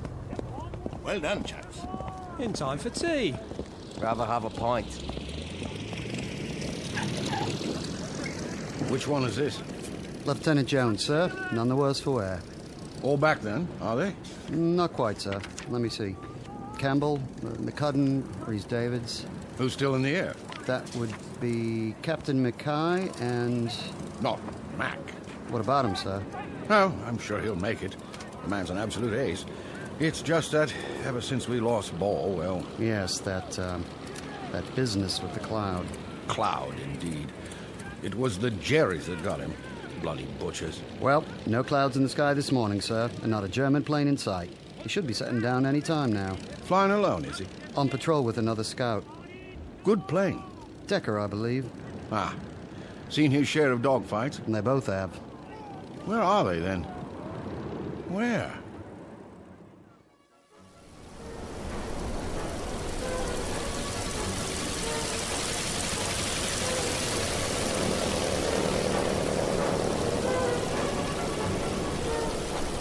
Where's he going now? Mac! No, this way! Back to base, man! No, take it down! Cherries! Where did they come from? Look up, Mac! They're above us! No, reduce altitude! No, he doesn't see them, Paul. I've got to get out of here before they spot us. Watch it, Mac! Watch it!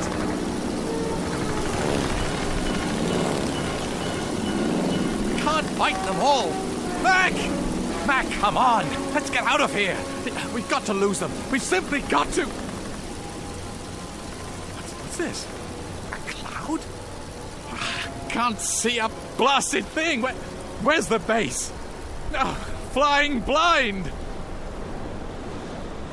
What's happening? I can't hear anything either. Mac? Mac? Where are you? Where am I?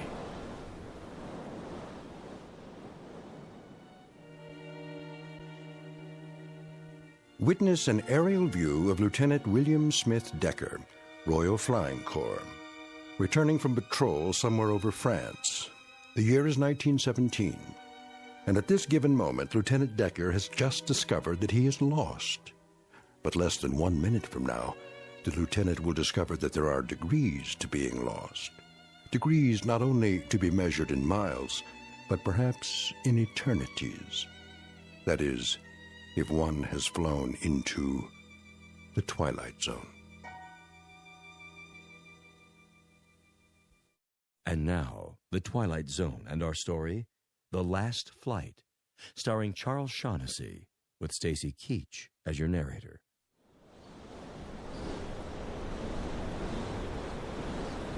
Can't see, can't hear.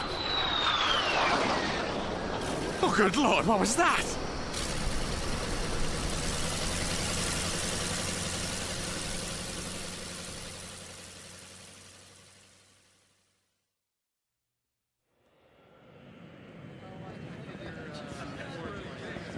Hey, take a gander at that. What in the... Is this a joke? Who does he think he is?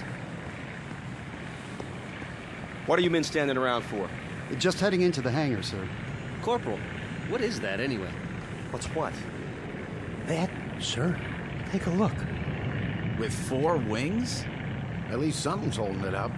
Up in the sky. It's a bird. It's a plane. It's super junk heap.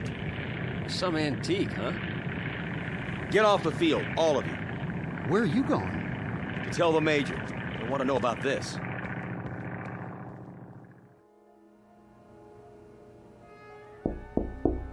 Major Wilson? Yeah? Major, have you? Have I what, Corporal? If you don't mind, sir, I think you should take a look outside. Something wrong? I'm not sure, but I thought you should know. That sounds like it.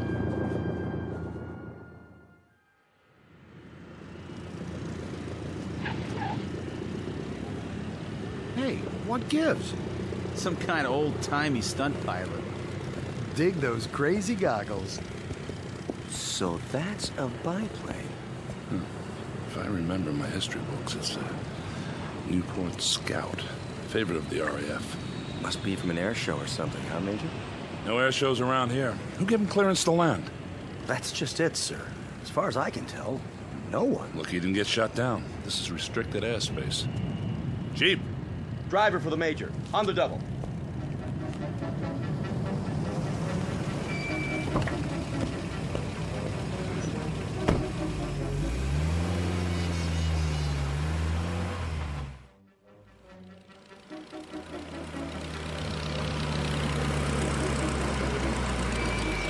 Shut it off!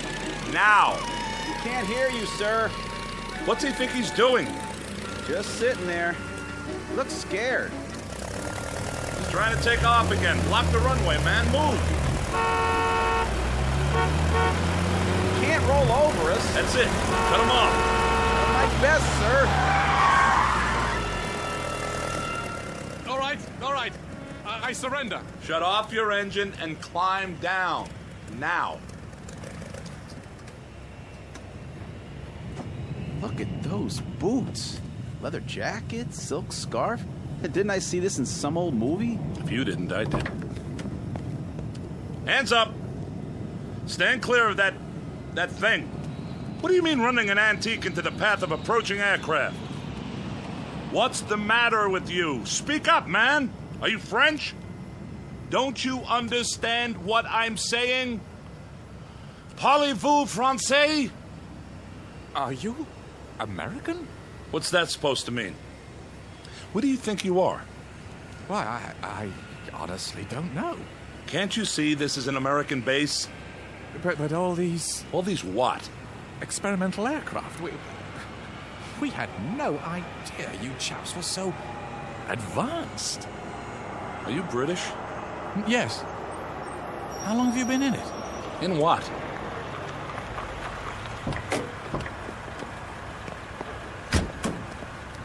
What's going on, sir? Get it out of here.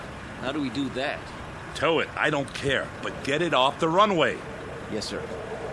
You'd better come with me. Well, oh, of course. Get in. Extraordinary vehicle. It's a Jeep, all right? Back seat. Oh, yes. Administration building. Yes, sir. Whoa! Hold on, flyboy. You'll fall out. I just can't believe it. Believe what? Well, an airstrip so close to the lines. How long? I don't follow you. What lines? How long what? Why the war? How long have you chaps been in it?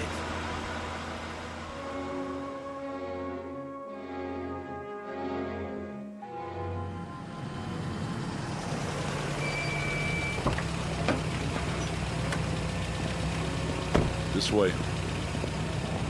Quite impressive. I have to hand it to you, Yanks.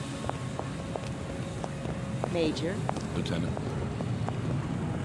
I say, what's she doing in uniform? She's a WAF. How's that? Women's Air Force. I see.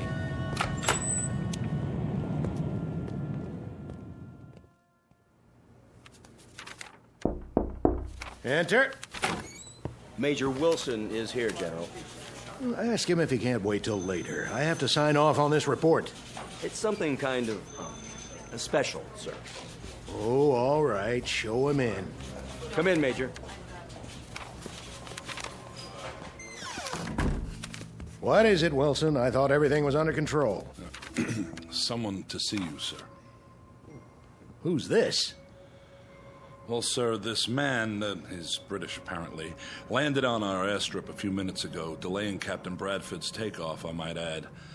The aircraft, such as it is... Who are you? William Smith Decker, sir. First Lieutenant, Royal Flying Corps. You mean Royal Air Force? No, sir. Royal Flying Corps. All right. Well, what are you doing here? Doing, sir? Why are you dressed like that? Is there an air circus nearby? Air circus? Stunt pilots, that sort of thing. Or are you making a film? Film? A remake of Wings, perhaps. I don't recall an authorization from headquarters. I'm afraid I don't understand your meaning. Oh, you don't? Well, out with it, man. Why are you wearing that costume? This is my uniform, sir. I say, where exactly am I? Where exactly do you think you are? Well, I must admit, it's all a bit confusing. I thought I was landing at the 56th Squadron Air Base RFC. Must have gone considerably off course. He's disoriented. He certainly is. Either that or he's pulling an elaborate joke, something I have an extremely low tolerance for. If you'd like me to take him to the infirmary... I'll handle this. If you'll allow me to explain... 56th Squadron RFC, you say? That was once an official installation, as I recall. Was, sir? What's today's date? June the 5th. What year? I'm afraid I'm missing the point. Just answer the question. Why? 1917. 1917. Isn't that correct? Well, isn't it? Or are you fellows using a different calendar? It's June 5th, all right. 1959, Lieutenant. Oh, good Lord. Oh, careful. You don't look so good. You sure you're not having me on? Sit down. Some water. May I, General? Yes, of course. Did you say 1959? Drink this. You don't have anything stronger? Lieutenant... Decker, sir. You don't seriously expect us to believe... But it's true. When I took off this morning, it was 1917. Then... the cloud. Cloud? It was suddenly there, in a clear sky. And while I was passing through it, I couldn't hear my engine. It was like being swallowed up. Oh, come now, man. Yeah, the same sort of thing happened to Geinmeyer. Who? Geinmeyer. Wasn't he a French fighter pilot? Yeah, he simply disappeared one day while flying. At the memorial service, a cardinal said he belonged to the skies and the skies have taken him. And in my own outfit, Captain Ball disappeared the same way. He was last seen flying into a dense white cloud. I should have known. Say, just who the devil do you think you're fooling, Decker? Or whatever your name Sir, is? I swear to you, when I left base this morning, it was June 5th, 1917. Mac and I were going on our usual patrol and... Who? Mac, Captain Mackay. Mackay? Yes, we... Alexander Mackay? How did you know? What have you to do with him? How did you know? I suppose you're going to tell us that you didn't know that Alexander Mackay, Air Vice Marshal Alexander Mackay, is at this very moment en route to this base for a tour of inspection, that your arrival here is purely a coincidence. That's impossible. And why is it impossible, Lieutenant Decker? Because he's dead.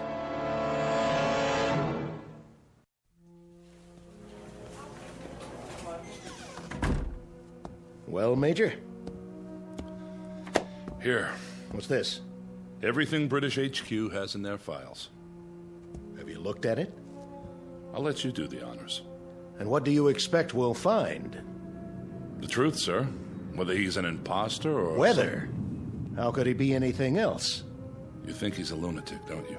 Oh, no, nothing like that. He's been frozen on ice for more than 40 years, hasn't aged a bit. Standard procedure. I don't know what to make of it, but if he's an actor, he's the best I've ever seen. Seen a lot of actors, have you? Well, what do you make of it, General? The mechanics have gone over the plane. It's a genuine Newport Scout, all right. In perfect working order. And he knows how to fly it. That's obvious. Open the file. An old newspaper clipping from the London Times.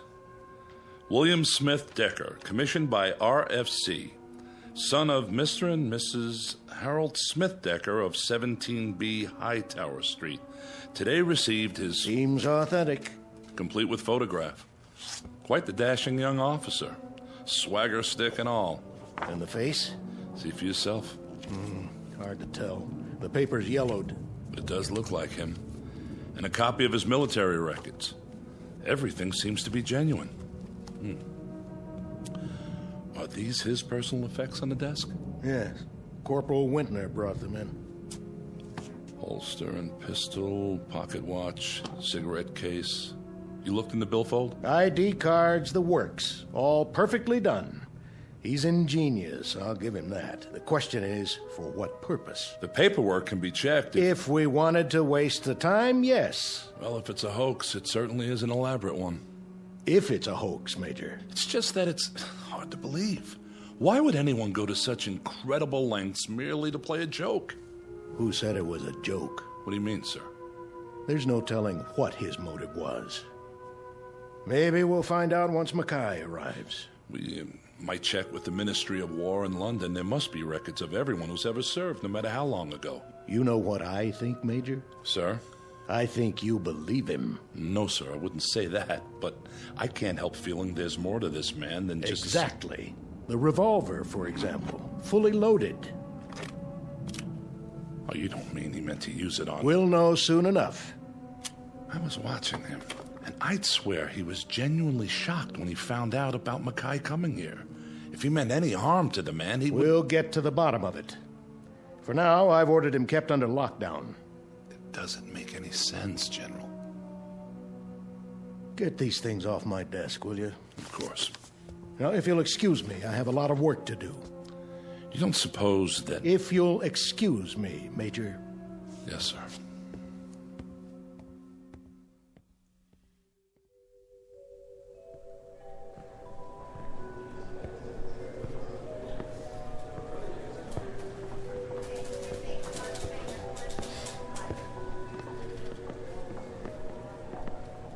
Major? Corporal Wintner? Sir? Yes? I was just wondering, what are you going to do? Do? With the airman. Decker, is that his name? So it would appear. We're checking him out. Oh. Is he a prisoner? Not officially. He's being detained until we question him further. What do you make of him, sir? I don't know yet. The general thinks he's out of his head. Some plane, though, huh? A regular museum piece. I saw what they took out of it. What? Well, the World War I flight map. I mean, it looks real. I wonder where he got it. That's the question. But we'll get to the bottom of it. Yes, sir. Oh, and Corporal? Sir? Don't talk to the men about this. Not till we have the whole story. I understand, sir.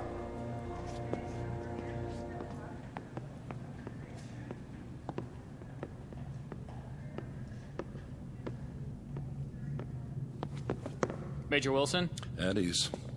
How is he? He asked for tea, sir, with milk. Can you beat that? I had some brought over from the commissary. That's fine. I'll be inside with him. Yes, sir. Lieutenant? Why am I a prisoner here? That's not quite that bad. I'm being kept here, am I not? For the time being. But I'm not free to leave. I'm only following orders, Decker, until Vice Marshal Mackay arrives. What earthly good will it do for me to see him? Well, you mentioned him by name. You claim to know him. I most certainly do. Then this will give us a chance to straighten it out. There's nothing to be straightened out. Why are you so afraid of that? I'm not. I'm not afraid of anything. Well, then, there's no need to worry. So, I'll see him. Good. I wanted to ask you something about that cloud you spoke of. I've told you everything. Why don't you relax? Sit down. I don't care to sit down just now. Nervous, are you? I wouldn't say that. You do realize, Decker, that you're asking us to believe something rather incredible. A cloud of silence in a clear blue sky. A World War I pilot landing at an American SAC base in present-day France. Such a thing doesn't happen every day, you know. Yet it did happen, and it happened today. We're in agreement on that. Look, I told you I'd see Mackay. Look, why don't you leave me alone till then, You really feel you know him, don't you? Know him? Ha! Old lead bottom. Lead bottom? Whenever we flew over German lines, the soldiers fired at us, quite naturally. And one day Mac got hit in a most embarrassing spot. I always called him Old Lead Bottom afterwards. It's a personal joke, of course. Mac's a proud sort, don't you know? He wouldn't like it if I bruited it about. Why did you keep insisting before that he was dead? Because the last I saw of him, he was caught in a circle of 7 German planes. 7 biplanes. There was nothing I could do, you understand? I was in my own plane, involved with 3 others. They were closing in on me. So he got away. I don't see how he could have. He not only could have, he did. He was one of Britain's great heroes during the Blitz. What do you mean by Blitz? The second war we told you about. He won the DFC for knocking down 3 German bombers one night over London. Undoubtedly saved hundreds of lives. Oh. Decker! I have to get out of here! Oh, you don't. I've got him. Sit down, Decker, now. Can you manage, sir? Yes, yes.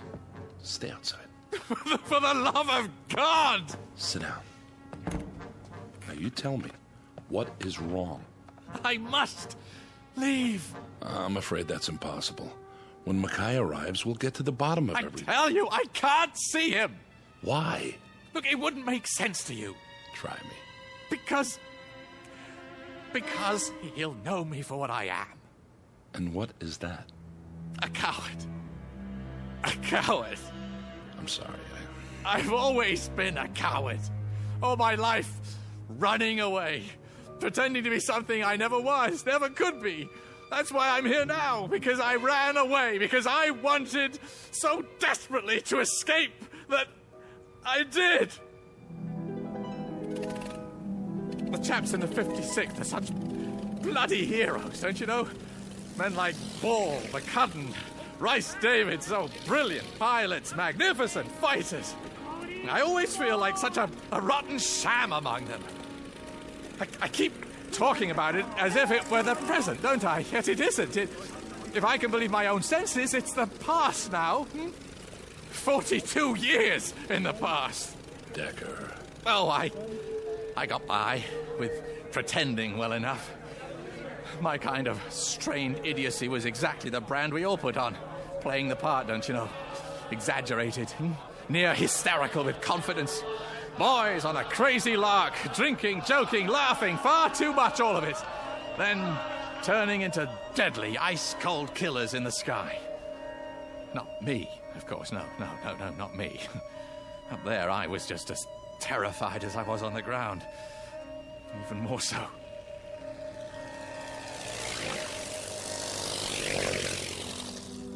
Mac and I were supposed to go on patrols together, flying backup for each other.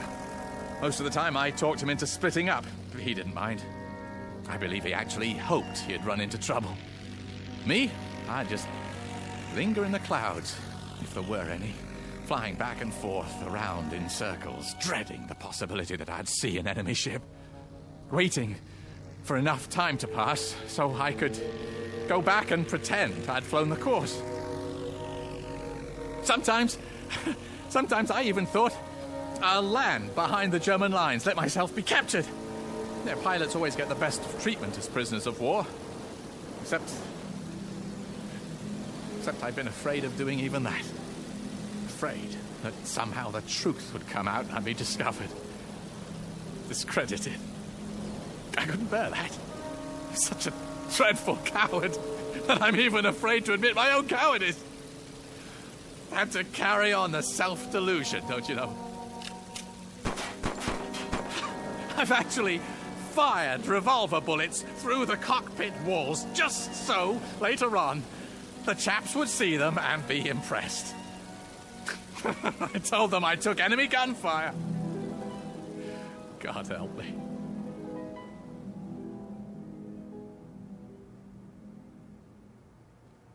Fear isn't a crime, Lieutenant. Every pilot's been afraid at one time or another. Mackay would understand that. No. What makes you even think he knows about it? Because it was I who let the Germans trap him. You said you were fighting 3 German planes yourself. How could you possibly have... I wasn't fighting anyone. I was running. Don't you understand? I was trying to get away.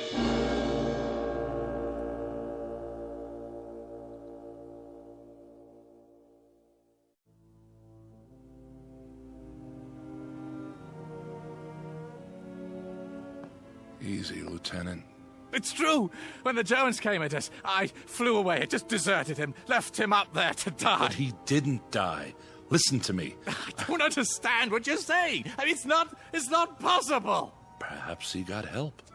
What? How's that? What is it? What you just said. I only meant that... That he got help. Well, could it be? Well, it's certainly in the realm of possibility. Then don't you see? See what? Maybe I'm the one who helped him. Maybe... Decker, when I said he got help, I was referring to other pilots in the area, other fighter planes. But there wasn't anyone within 50 kilometers who could have helped him. Decker, what do you... Well, maybe it wasn't just an accident that made me land here. Maybe I was brought here for a purpose. To find out that Max survived. To find out that time has given me a second chance.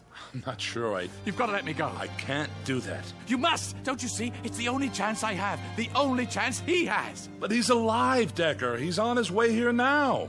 How can you be sure? How do you know that if I don't get back, he may not be here?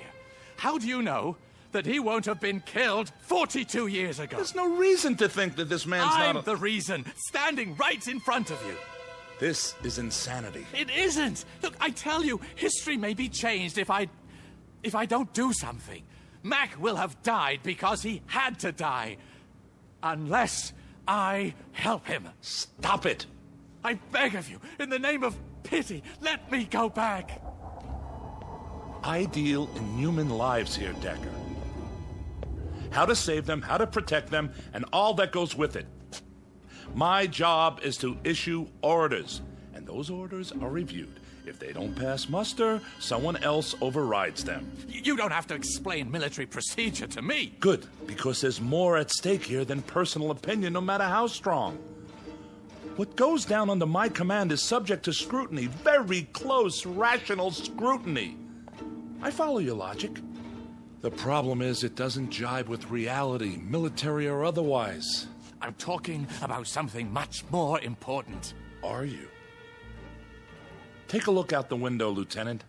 Those are jets out there, fueled and ready to go at a moment's notice. We're the DEW line for security in this part of the world. You won't know what I'm talking about, but there are bombs now that can destroy entire countries. Enemy forces held in check only by our presence. Not by feelings or emotions, but by the threat of mutual annihilation. Say I wanted to help you. Say I believed your story, no matter how outlandish it sounds. Even so, there's nothing, absolutely nothing I can... Well, maybe you can't, but I still can!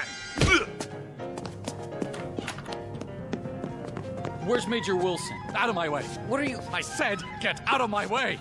Here now, you can't... Stop it! Someone, please! Where are the hangars? Help! The prisoner's escaping! For the love of God, woman, I only want to see my plane. Where? The South Field, but... Thanks. You've just changed the course of history. Cheers! Hey, stop him!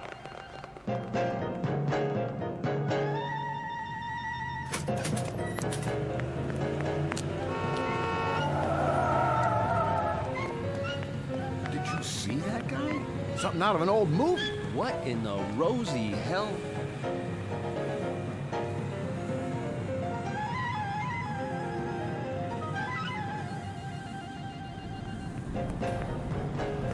Hey, fella, where do you think you're going?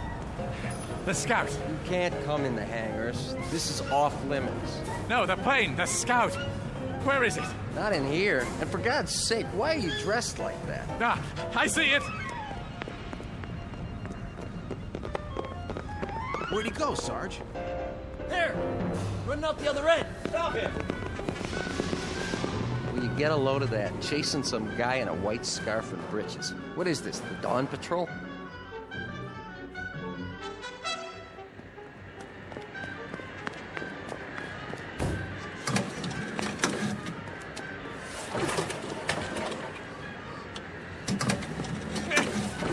Come on, it's got to start!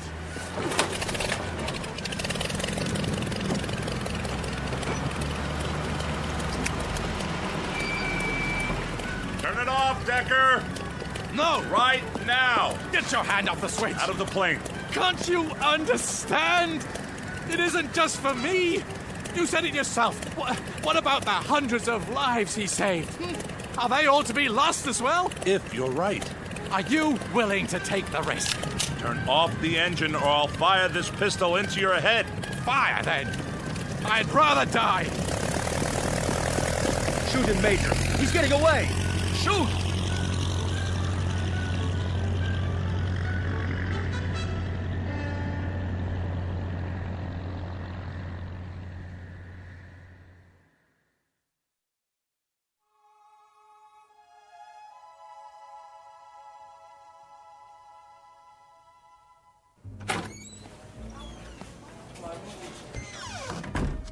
General. You're in trouble, Major. I hope you know that. I understand, sir. Well, what do you have to say for yourself? I don't know how to explain it. I just couldn't pull the trigger. Your thought processes elude me, Wilson. They positively elude me. Letting that maniac loose. Yes, sir. I'm trying to understand. You had him. How could you... Yes? Air Vice Marshal Mackay, sir. Fine. We were supposed to meet him when he landed. I know, sir. I'm sorry. Marshal Mackay. How'd you do, General? Very pleased to meet you, sir. I trust you had a comfortable flight. Oh, yes. Splendid. Good. This is Major Wilson. Honored, Major. The honor is mine. Now then, shall we begin the inspection? Or perhaps you'd care to have a meal first. Not really. I'm on a bit of a schedule this afternoon. Sir, may I ask you a question? Not now, Wilson. But what is it, my boy? Well, sir, do you know a man named William Smith Decker. Really, Major? Smitty? Why, yes. You do? I should know him. He saved my life. What? Then he did go back. Hmm? How, sir? If I may ask, how did he save your life? Well, we were out on patrol together. This was back in the Great War, of course. Usually we split up, covered different sectors. But that day, our planes were side by side, for a while at least, when a formation of Germans dropped down on us. You fought them off, both of you? Not at first. What do you mean? Well, for a time, I thought old Smitty was lighting out on me. Can you imagine? He flew away? So it seemed. He climbed up high, disappeared. Into a cloud? How did you know? A white cloud from nowhere. Couldn't say. I suppose it was white. And then? Well, then, from out of the cloud, it seemed, Smitty came diving down, machine gun chattering away. Guess he'd been waiting for his chance. Knocked out 3 of the bandits before they got him. Saved my life, rest his soul. I say, what's all this about? How did you know? The Germans. Didn't they usually bring back the personal belongings of pilots who were shot down? Quite often. Did they bring back his? Why, now that you mention it, no. Are you sure?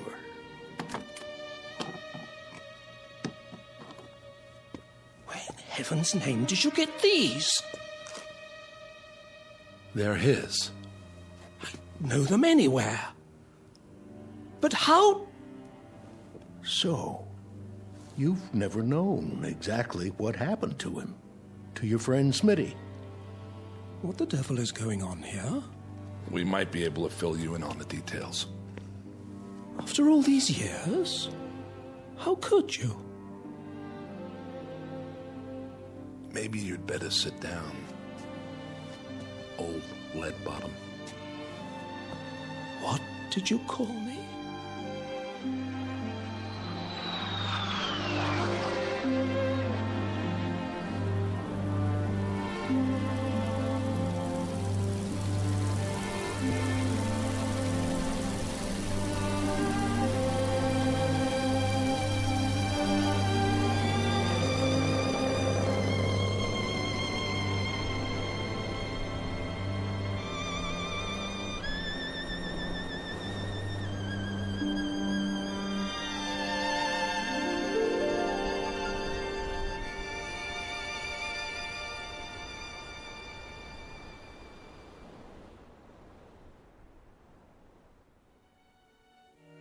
Dialogue from a play, Hamlet to Horatio.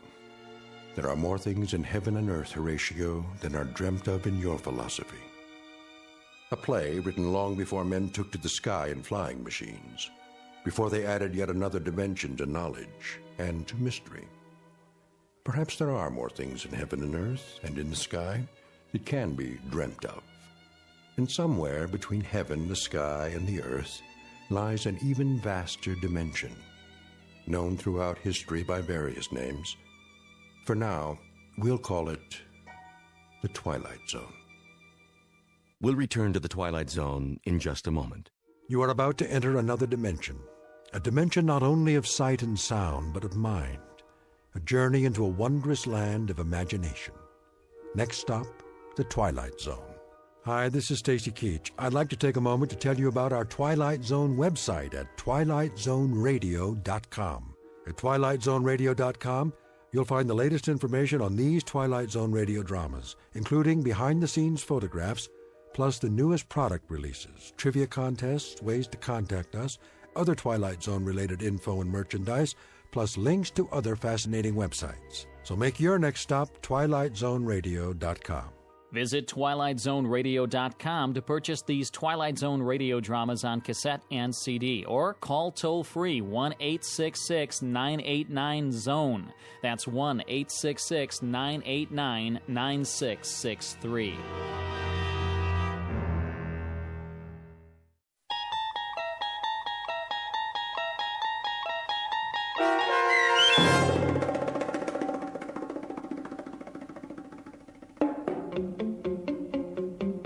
The Last Flight, starring Charles Shaughnessy with Stacy Keach as your narrator, was adapted for radio by Dennis Etchison and written for The Twilight Zone by Richard Matheson. Heard in the cast were Mike Starr, Roderick Peoples, Nigel Patterson, Doug James, Jeff Lupetin, Kurt Napig, Steve Kay, Carl Amari, Richard Hensel, Jamie Barron, and Linda Reiter. The producers of The Twilight Zone wish to thank CBS Enterprises and the Rod Serling Estate for making this series possible. This copyrighted radio series is produced and directed by Carl Amari for Falcon Picture Group. Sound design and custom Foley effects for The Twilight Zone by Cerny American creatives Bob Benson, Craig Lee, Michael Slaybach, and Matt Sorrow. To learn more about the Twilight Zone radio dramas and to contact us, visit our official website at twilightzoneradio.com. Doug James speaking.